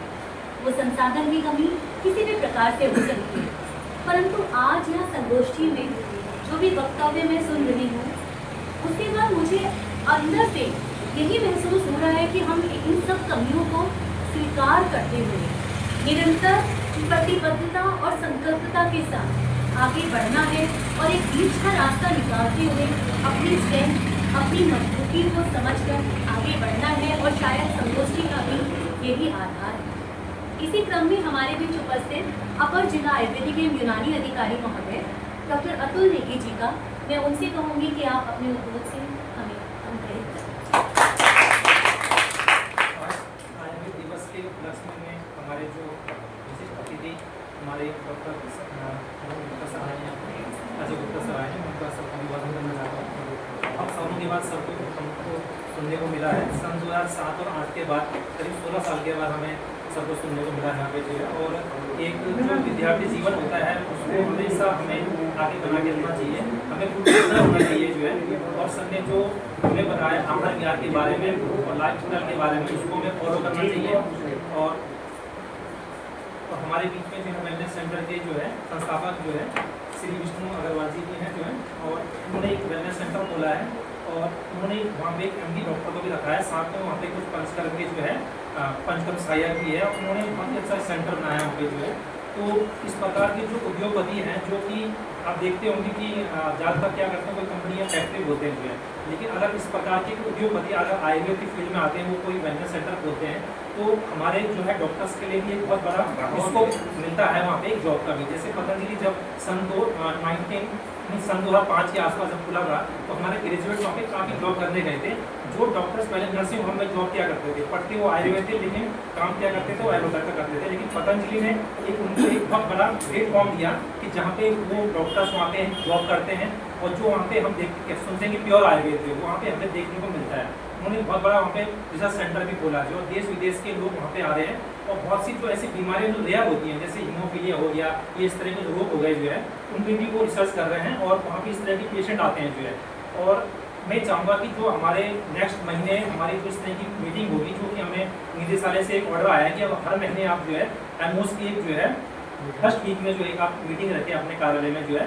तो मैं चाहूँगा कि जैसे सर ने हमें इस महीने जो है हमें अपना ज्ञान दिया, ऐसे हमारे कुछ अन्य जो हमारे प्रोफेसर हैं जो है, या जो PG के डॉक्टर्स हैं जो किए हुए हैं जो है, या जो किसी अन्य जो है कॉलेज में टीचिंग कर रहे हैं, वो अपना जिस विषय के जो विशेषज्ञ हैं वो आधा घंटा 1 घंटा हमें दे, तो हमारा ज्ञान का वर्धन होगा जो है। क्योंकि जब से हम लोगों ने कॉलेज छोड़ा है तो हम जो एक पढ़ाई का जो टच होता है वो हमसे छूट जाता है जो है, तो हम सीधे वहाँ जाते हैं कि पेशेंट हमें अपनी बीमारी के बारे में बताता है और हम सीधे उसको दवाई देते हैं जो ये। तो लेकिन जो सर ने बताया कि सर्वे रोगा मंदाग्नि जो है ना, अब मरीज हमारे पास आता है सीधे, हम उसको क्या करते हैं कि मंदाग्नि के बारे में नहीं बताते जो, या कुछ और जो हमारे आहार विहार के बारे में, दिनचर्या के बारे में बताते हैं, और सीधे मरीज क्या करता है कि अपनी बीमारी बताता है और उसको क्या सीधे दवाई दे देते हैं, फिर दूसरे मरीज को बोलते हैं अब आप आइए जो है दवाई लीजिए जो है। तो हमको मरीज को जो हमने आयुर्वेद में पढ़ा है उसको भी हमको वहाँ फॉलो करने का जो हमें मौका मिले तो हमको उसको करना चाहिए। तो इस प्रकार की जैसे पहले सीए में ट्रेनिंग होती थी, अभी अलग अलग प्रकार की ट्रेनिंग हो रही है, तो इस प्रकार की ट्रेनिंग हमारे कार्यालय में अगर एक दिन की हो तो वो बहुत अच्छा रहेगा जो है। और उसके साथ साथ हमें कई बार क्या करना चाहिए, जैसे हमारे पास यहाँ पे आयुष ग्राम जो हमारे हरिद्वार में और हर जनपद में आयुष ग्राम खुल गया है, तो उसके माध्यम से हम आयुर्वेद का भी प्रचार प्रसार कर रहे हैं। तो जो किट यहाँ पे बन के आई है, यहाँ पे करीब 500 के आसपास की आई है मेरी ख्याल से हर आयुष ग्राम में। तो इसके माध्यम से हमारी जो दिनचर्या कैसे होनी चाहिए हम पब्लिक को बताते हैं, यहाँ पे मरीजों को बताते हैं। तो इसमें जैसे हम लोग बचपन से क्या देखते हुए आए हैं कि सुबह टूथपेस्ट लगा के दांतों को साफ करना है, लेकिन मंजन के बारे में हम ना तो अपने बच्चों को बताते हैं, ना हमको ज़्यादा सुनने को कभी आया करे जो है ना, लेकिन हमको ये करना है। साथ में हमें जो है कि मैं जैसे यहाँ कार्यक्रम में देख रहा हूँ अपने यहाँ, ये कहीं भी हम जाते हैं जो है प्लास्टिक का हम लोग ज़्यादा यूज़ कर रहे हैं, तो मैंने एक अपना एक मोड बना लिया है कि हम अपने इस तरह की मीटिंग में कांच या स्टील या कुछ पीतल तांबे के बर्तनों का हम यूज़ करें। मैं वेलनेस सेंटर में गया, यहाँ पे उनके यहाँ सारे बर्तन जो है पीतल और तांबे के रखे हैं यहाँ पे जो है, उनमें ही खाना खाते हैं, मरीजों को भी खाना उसी में देते हैं। तो क्या होगा कि जब दूसरा हमारे किचन से लोहे के बर्तन चले गए हैं, हम सोचते हैं कि सब्जी जो है काली हो जाएगी, खराब हो जाएगी, उसका रंग खराब हो जाएगा, तो हमको वापस जो है पहले वहाँ आना पड़ेगा। और ट्रेडिशन में जो भारत का था जो है, बहुत पहले किसी राज्यों में मिट्टी के बर्तनों में भी खाना बनता था, तो हम मिट्टी से बर्तनों से और तांबे पीतल के बर्तनों से प्लास्टिक के बर्तनों में आ गए, वो हमारे को नुकसान पहुंचाता है। तो मैं चाहूँगा कि नेक्स्ट मीटिंग हो तो हम जो है अपने ऑफिस में मीटिंग में जो है ये प्लास्टिक के बर्तनों का यूज ना करें। दूसरा क्या है कि जैसे पतंजलि ने, मैं ऐसी किसी कंपनी का प्रचार नहीं कर रहा हूँ, लेकिन मैं जो देखता हूँ ये और भी कई सारी कंपनी है, उन्होंने हर्बल के पदार्थ निकाले हैं, तो मैं चाहूँगा कि नेक्स्ट मीटिंग में हम जो ये कोल्ड है इसका उपयोग ना करें, उनके जैसे ब्रांडी से लगाएं, उनका हम उसका यूज करें, नहीं तो जलजीरा है हमारे पास उसका हम उपयोग करें जो है। तो क्या होता है कि जैसे संदेश हमारा जो जाता है वो चल जाता है कि हम प्लास्टिक और कोल्ड ड्रिंक का उपयोग कर रहे हैं। तो इस प्रकार से जो है मैं काफ़ी समय हो गया सर, पहले तो आपके चरणों में कोटि कोटि प्रणाम, सभी को आयुर्वेद दिवस की शुभकामनाएं।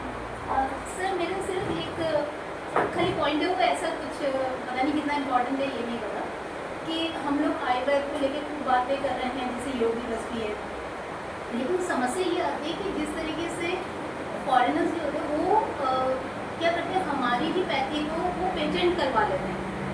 ये बहुत बड़ी समस्या है कि हम इसमें काम कर रहे हैं, हम देशों में पहुंचा भी रहे हैं। जैसे योगा का है, अभी वो इतने पूरे संपूर्ण विश्व में मनाया जाता है, लेकिन वो लोग क्या करते हैं, इसको अपनी पैथी के नाम से अपने अलग अलग योग, मतलब इवन ऐसा हो गया कि कई बार वो मजाक तक बन जाता है, जैसे बियर योगा, डॉग योगा, इस तरीके से वो क्या होता है, चीज़ें भी खराब होती चली जा रही है। जैसे अभी बाहर हैं, उन्होंने हल्दी को पेटेंट करवा लिया, कि ये उनकी रिसर्च है। ये हमारे लिए कितना दुर्भाग्य का विषय है कि हम इतने हज़ारों सालों से इसका इस्तेमाल कर रहे हैं और हम उसे अपने नाम पे, अपने देश के नाम पे पेटेंट नहीं करवा पा रहे हैं। तो उसमें मतलब अगर कुछ हम लोग तो अभी जॉब में हैं, हम किस तरीके से इसमें आगे वो कर सकते हैं, या हमारा विभाग कैसे आगे वो कर सकता है?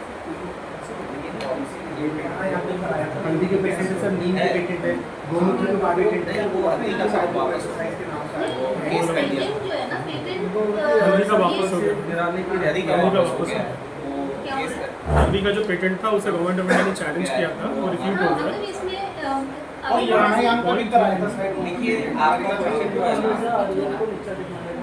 हाँ, हर चीज जैसे बच्चे हैं, पीडियाट्री के आजकल ये बोलता है कि आप मालिश मत कीजिए बच्चे का। अब मालिश नहीं करेंगे पैदा हुआ बच्चे का, उसकी हड्डियाँ सीधी कैसे होंगी? सही है, आप ये इसके लिए मना करते हैं। किसी भी घोष की जो किताब आती है स्पेशलाइज, उसमें भी मेंशन नहीं है कि आप मालिश ना करिए।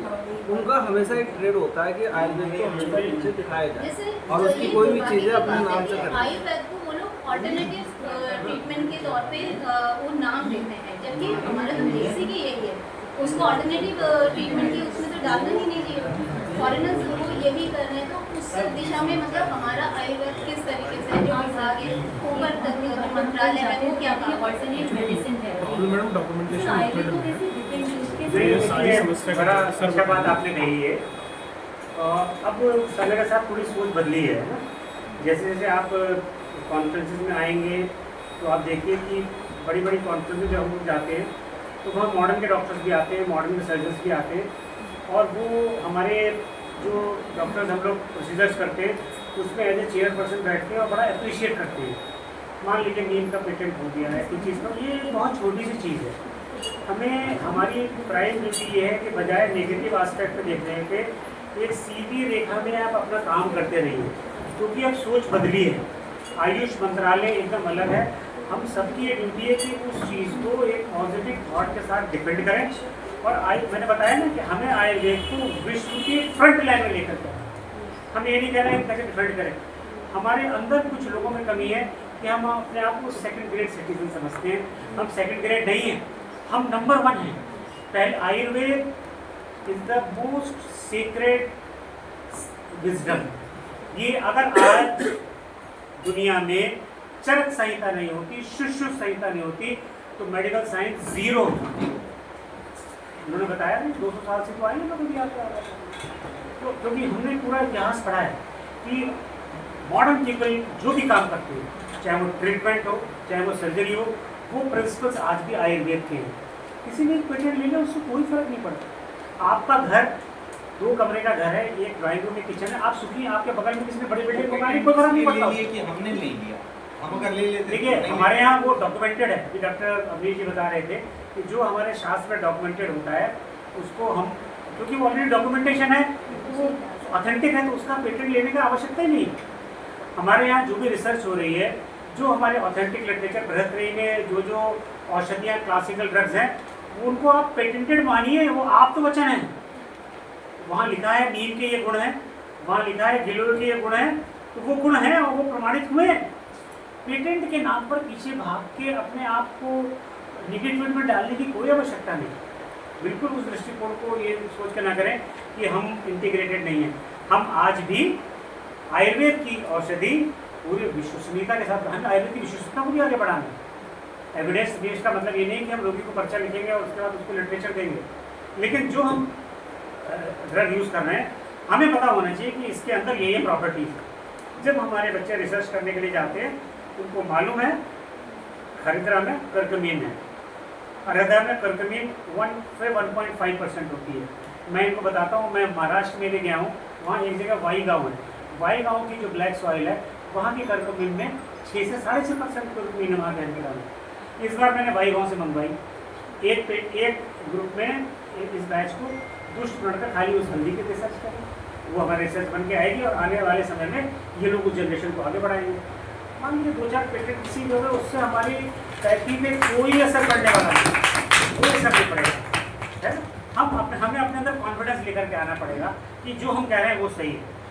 मेरे पास कई बार मॉडर्न के डॉक्टर्स आ जाते हैं, बैठते हैं, सब मेरे हम उम्र के ही है, तो डिस्कशन करने लगते हैं कि भाई यार प्रोस्टेट की प्रॉब्लम हमको क्या करें, क्या लें, टेमसिलोसिन, सिलोडोसिन, ढेर सारे साइड इफेक्ट हैं। तो हम कहते हैं हमारे यहाँ बस्ती चिकित्सा है एंड इट इज़ इफेक्टिव। हमारे यहाँ पुनर्नवा चूर्ण है। पुनर्नवा का मतलब खाली यूरिनरी प्रॉब्लम से नहीं, punarnava we are also using in liver disorders. तो हाँ, एफिशिएंसी उसकी चेंज हो जाती है। हमें उस दृष्टिकोण से हमको चिकित्सा करनी है। और आप देखिए धीरे धीरे करते करते एक दिन आप सबसे आगे खड़े होंगे, आज भी आगे खड़े होंगे, है ना। बस कॉन्फिडेंस रखिए, है ना।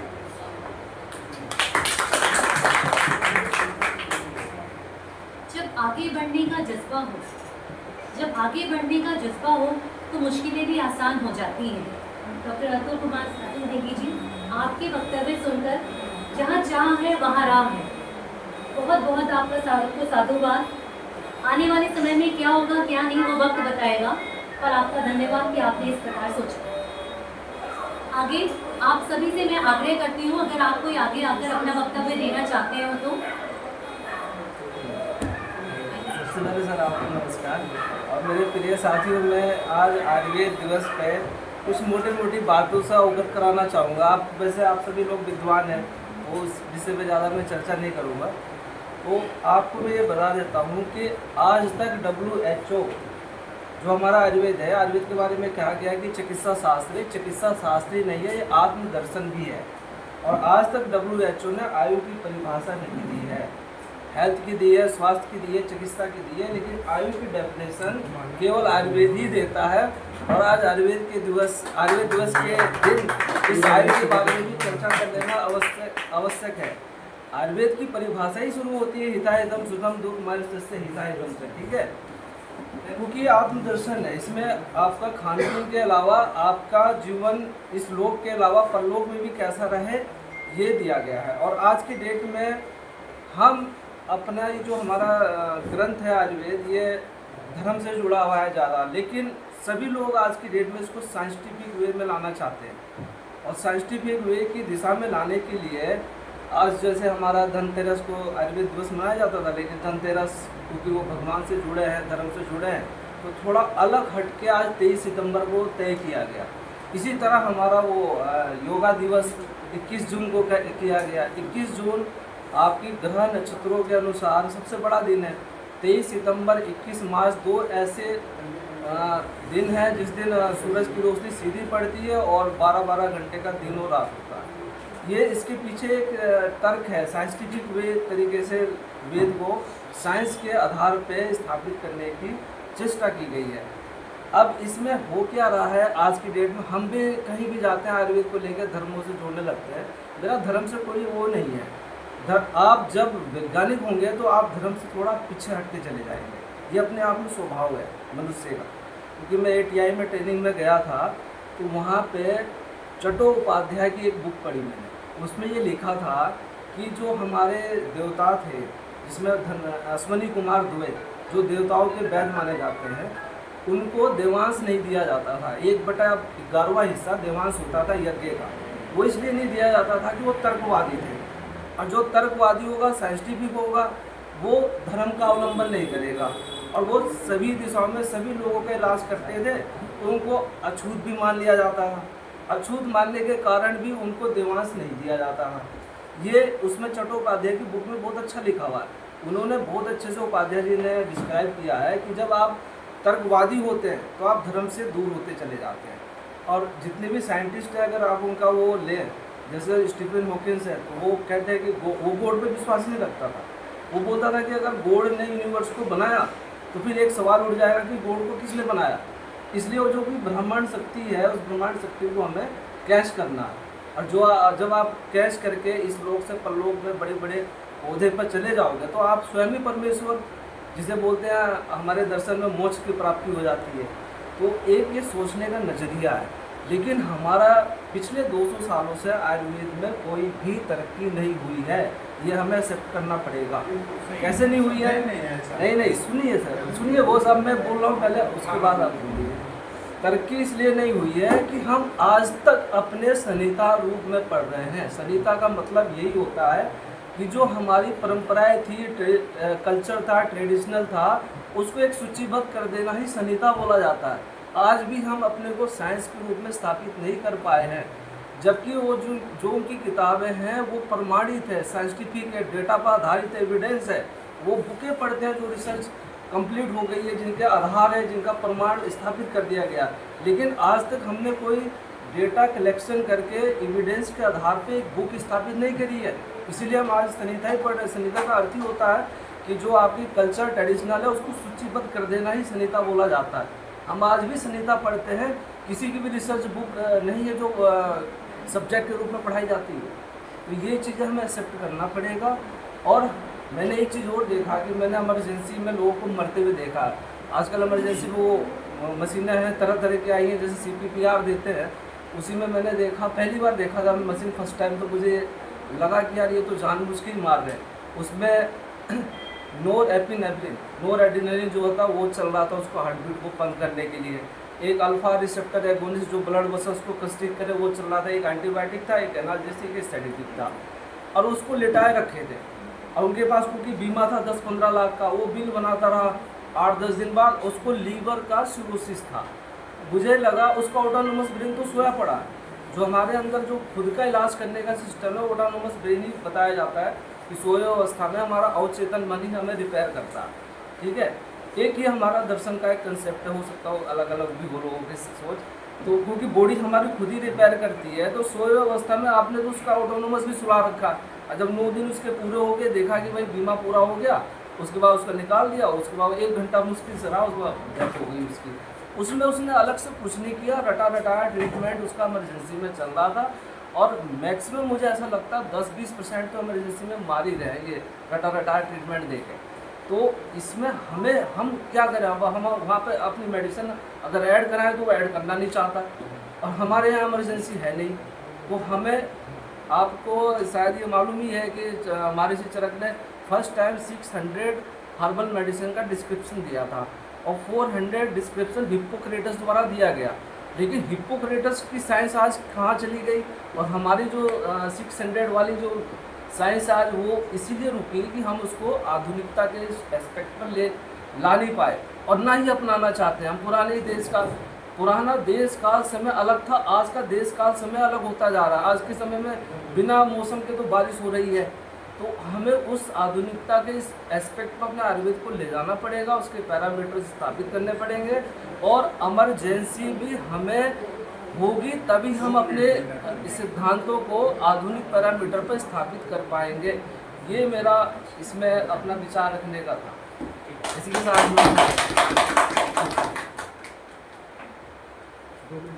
आप में से कोई और अपने उत्तर हाँ, दे एक मिनट जवाब आपका क्या डॉक्टर गांधी जी? हाँ, केवल 2 बातें करूँगा। आपने आयुर्वेद के विकास ना होने की बात की। आपको पहली बार काल खंडों की विशेष जानकारी रखनी चाहिए। इस तरह की बातों को करने से पूर्व आयुर्वेद के विकास का एक चरणबद्ध क्रम है।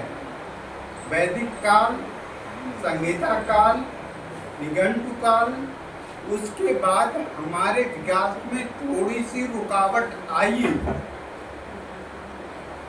सिर्फ इसलिए कि इस भारतवर्ष में बौद्ध परंपरा का ज़्यादा उदय हुआ, और वहाँ पे शांति को, अहिंसा को प्रधान माना गया। उस अहिंसा को प्रधान मानने की वजह से जो हमारा शल्य विद्या थी, जो उस समय तक बहुत प्रबुद्ध स्तर पे थी, वो रुक गई, और उसके एवज में भी विकास रुका नहीं। शल्य भले ही रुका, लेकिन रस शास्त्र और भेषज कल्पना का उदय होना उसी समय से प्रारंभ हुआ। केवल बौद्ध काल के ज़्यादा ही मानने से, उसके मानने वाले लोगों के बढ़ने से हमारा सर्जरी का काम रुकता चला गया, और रस शास्त्र और भेषज कल्पना का काम बढ़ता चला गया। और सुन लीजिए ना, पहले बात तो सुन लीजिए। उस काल खंड के बाद चूंकि जो भारतीय विज्ञान या चिकित्सा विज्ञान, हमारा आयुर्वेद का चिकित्सा विज्ञान था, वो चिकित्सा विज्ञान इस भारतवर्ष का था, यहाँ पे मुगलों का आक्रमण हुआ।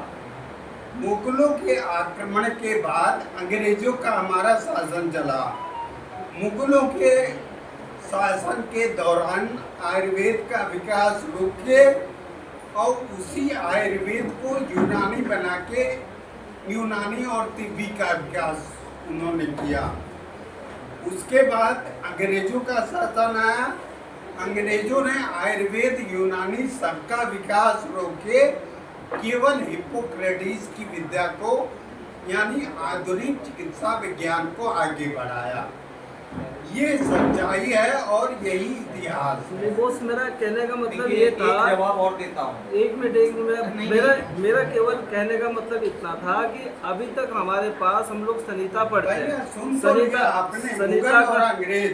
संहिता का मतलब यही है कि आपकी जो कल्चर और ट्रेडिशनल था उसको सूचीबद्ध कर दिया संगीता गया। पता ही नहीं है आपको क्या होता है, संगीता काल थोड़ी- कब था? हाँ वो मैं समझ गया, लेकिन जब से हमारा देश आज़ाद हुआ क्या हम उसको ऑथेंटिक चिकित्सा विज्ञान पे स्थापित कर पाए? आपको 4 मॉड्यूल जिस तरह मॉडर्न साइंस संहिता तो नहीं मॉडर्न साइंस जिस एक मिनट तरह सुनिए, अपनी मैं बता रहा हूँ। प्रमाणित करके अपनी सब्जेक्ट उतारती है, विधा को लेकर के मैं बता रहा हूँ, क्योंकि मैं समझता हूँ इसका जवाब मैं ही दे दूंगा, तो सर को क्यों तकलीफ? मतलब देखिए, क्षार सूत्र में जो हम करते हैं, मैं भी करता हूँ इत्तेफाक से। और मैं आपको एक घटना बताऊँ, मैं दिल्ली जाता था तो मेरा एक फ्रेंड है, वो यूट्यूब में भी आप सर्च कर लीजिएगा, डॉक्टर विकास गुप्ता, वो लोगों को सिखाते भी हैं। वो हम जाते थे। मेरे सीनियर थे विकास गुप्ता जी। हाँ, तो वो सिखाते भी हैं, ठीक है।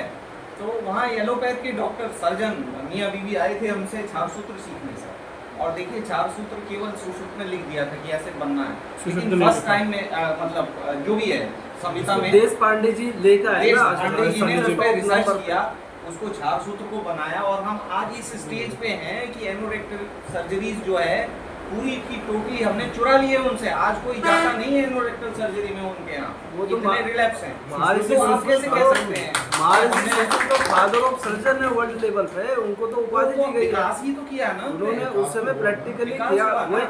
वही अगर देश पांडे जी का हम छोड़ दें तो किसी का नहीं, और भी हमारा हैं, प्रमाणित और भी हैं, aspect नहीं और आएगा। भी हैं। आप जो है न्यूरोलॉजिकल ट्रीटमेंट्स के लिए आप जाइए, बस मेरा इतना कहने सारा रिसर्च किया है, इतना कहने का न्यूरोलॉजिकल डिसऑर्डर्स का सारा ट्रीटमेंट साउथ में जो हम तक होता पहुँचता है। नहीं है। मेरा इतना ही कहना था कि मुझे लग रहा है हम कुछ प्रैक्टिकल जो हमारे डाटा आप उन research papers को उपस्थित है पढ़िए। उसको सब्जेक्ट में उतारा जाए, संहिताओं की मात्रा कम की जाए।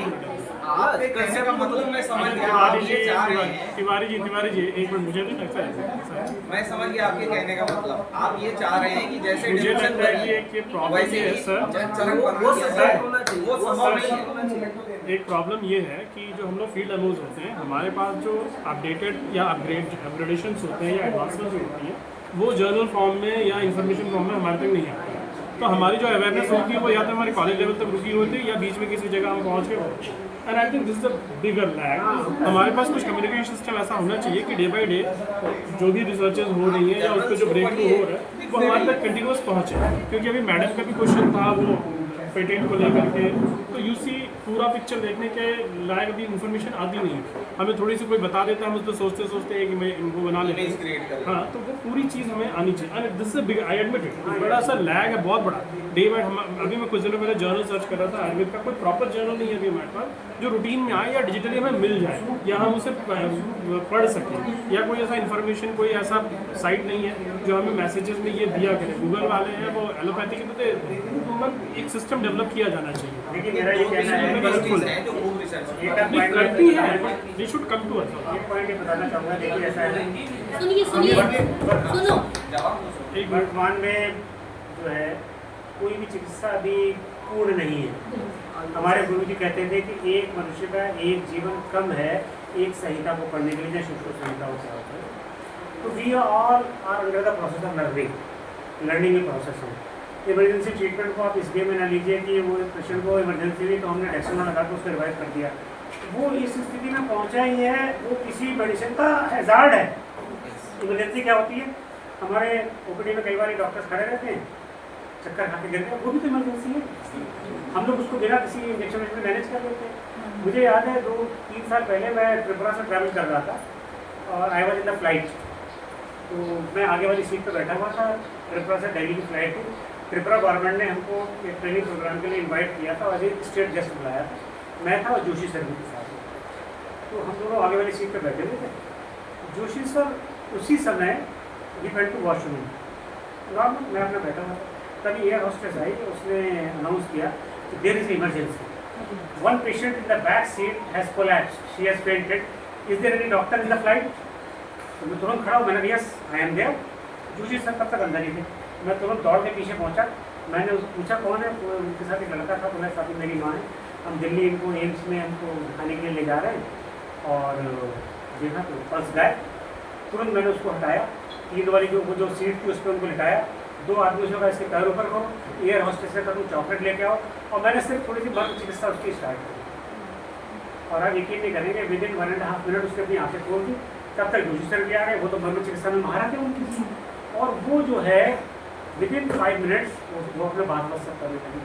हमने कोई इंजेक्शन थोड़ी दिया, और फ्लाइट उस समय 1000 की स्पीड से हवा में कितने 10,000 फीट की ऊंचाई पर थी। हमें सबसे पहले अपनी विद्या की बुराई करना बंद करना होगा।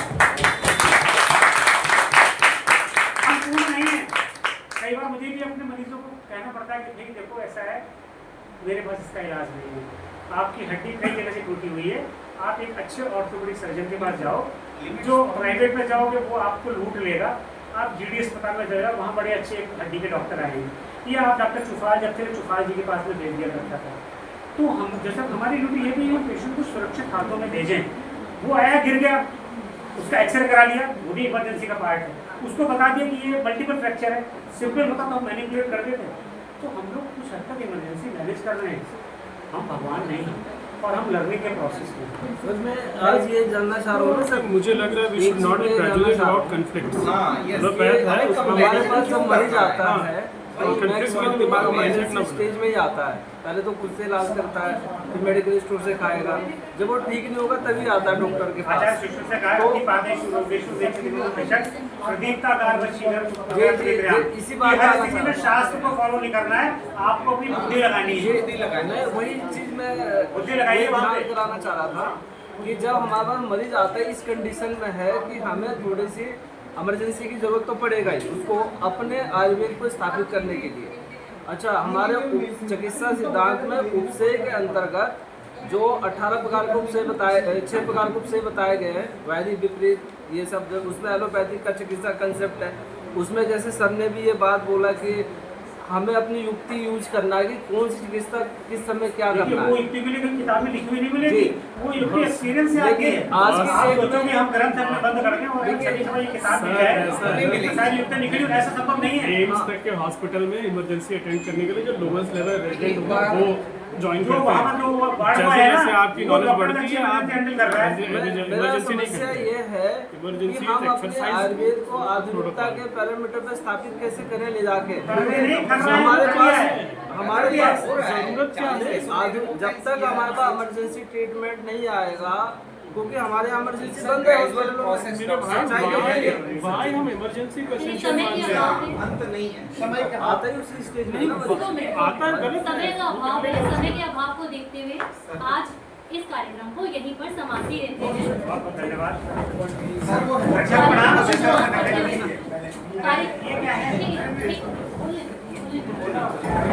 बैठ जाइए आप लोग, सब बैठ देखिए फॉर्मेलिटीज देखिए, अपनी अपनी जगह पर पहले सब लोग खड़े हो जाएं। कार्यक्रम को समाप्त करते हुए हम अपने मुख्य अतिथि प्रोफेसर डॉक्टर अजय कुमार गुप्ता जी को धन्यवाद देते हुए एक छोटी सी भेंट हम सबको धन्यवाद देना को चाहते देना है, हैं। आपको इसकी जरूरत नहीं है। जोरदार ताली।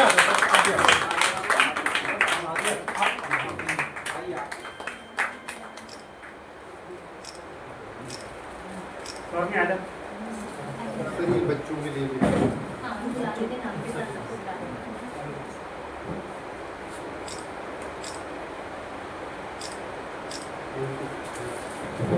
इसी के साथ सर के साथ हमारे साथ पास आए थे डॉक्टर काजल सैनी जी, सब P G scholars, doctor Deveshwari, doctor Shalu, doctor Deepak, आप सभी को मैं आगे आमंत्रित करती हूँ आ जाओ। और आप सभी का धन्यवाद देती हूँ। आइए। दिनचर्या किट दे दीजिए आप दीजिए। दीपक ये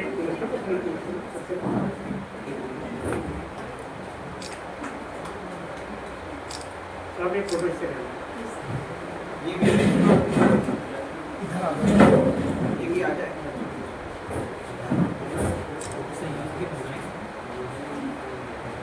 पीछे का भी आना चाहिए। सर, आप ज़्यादा उसमें- सर, आगे आगे आगे।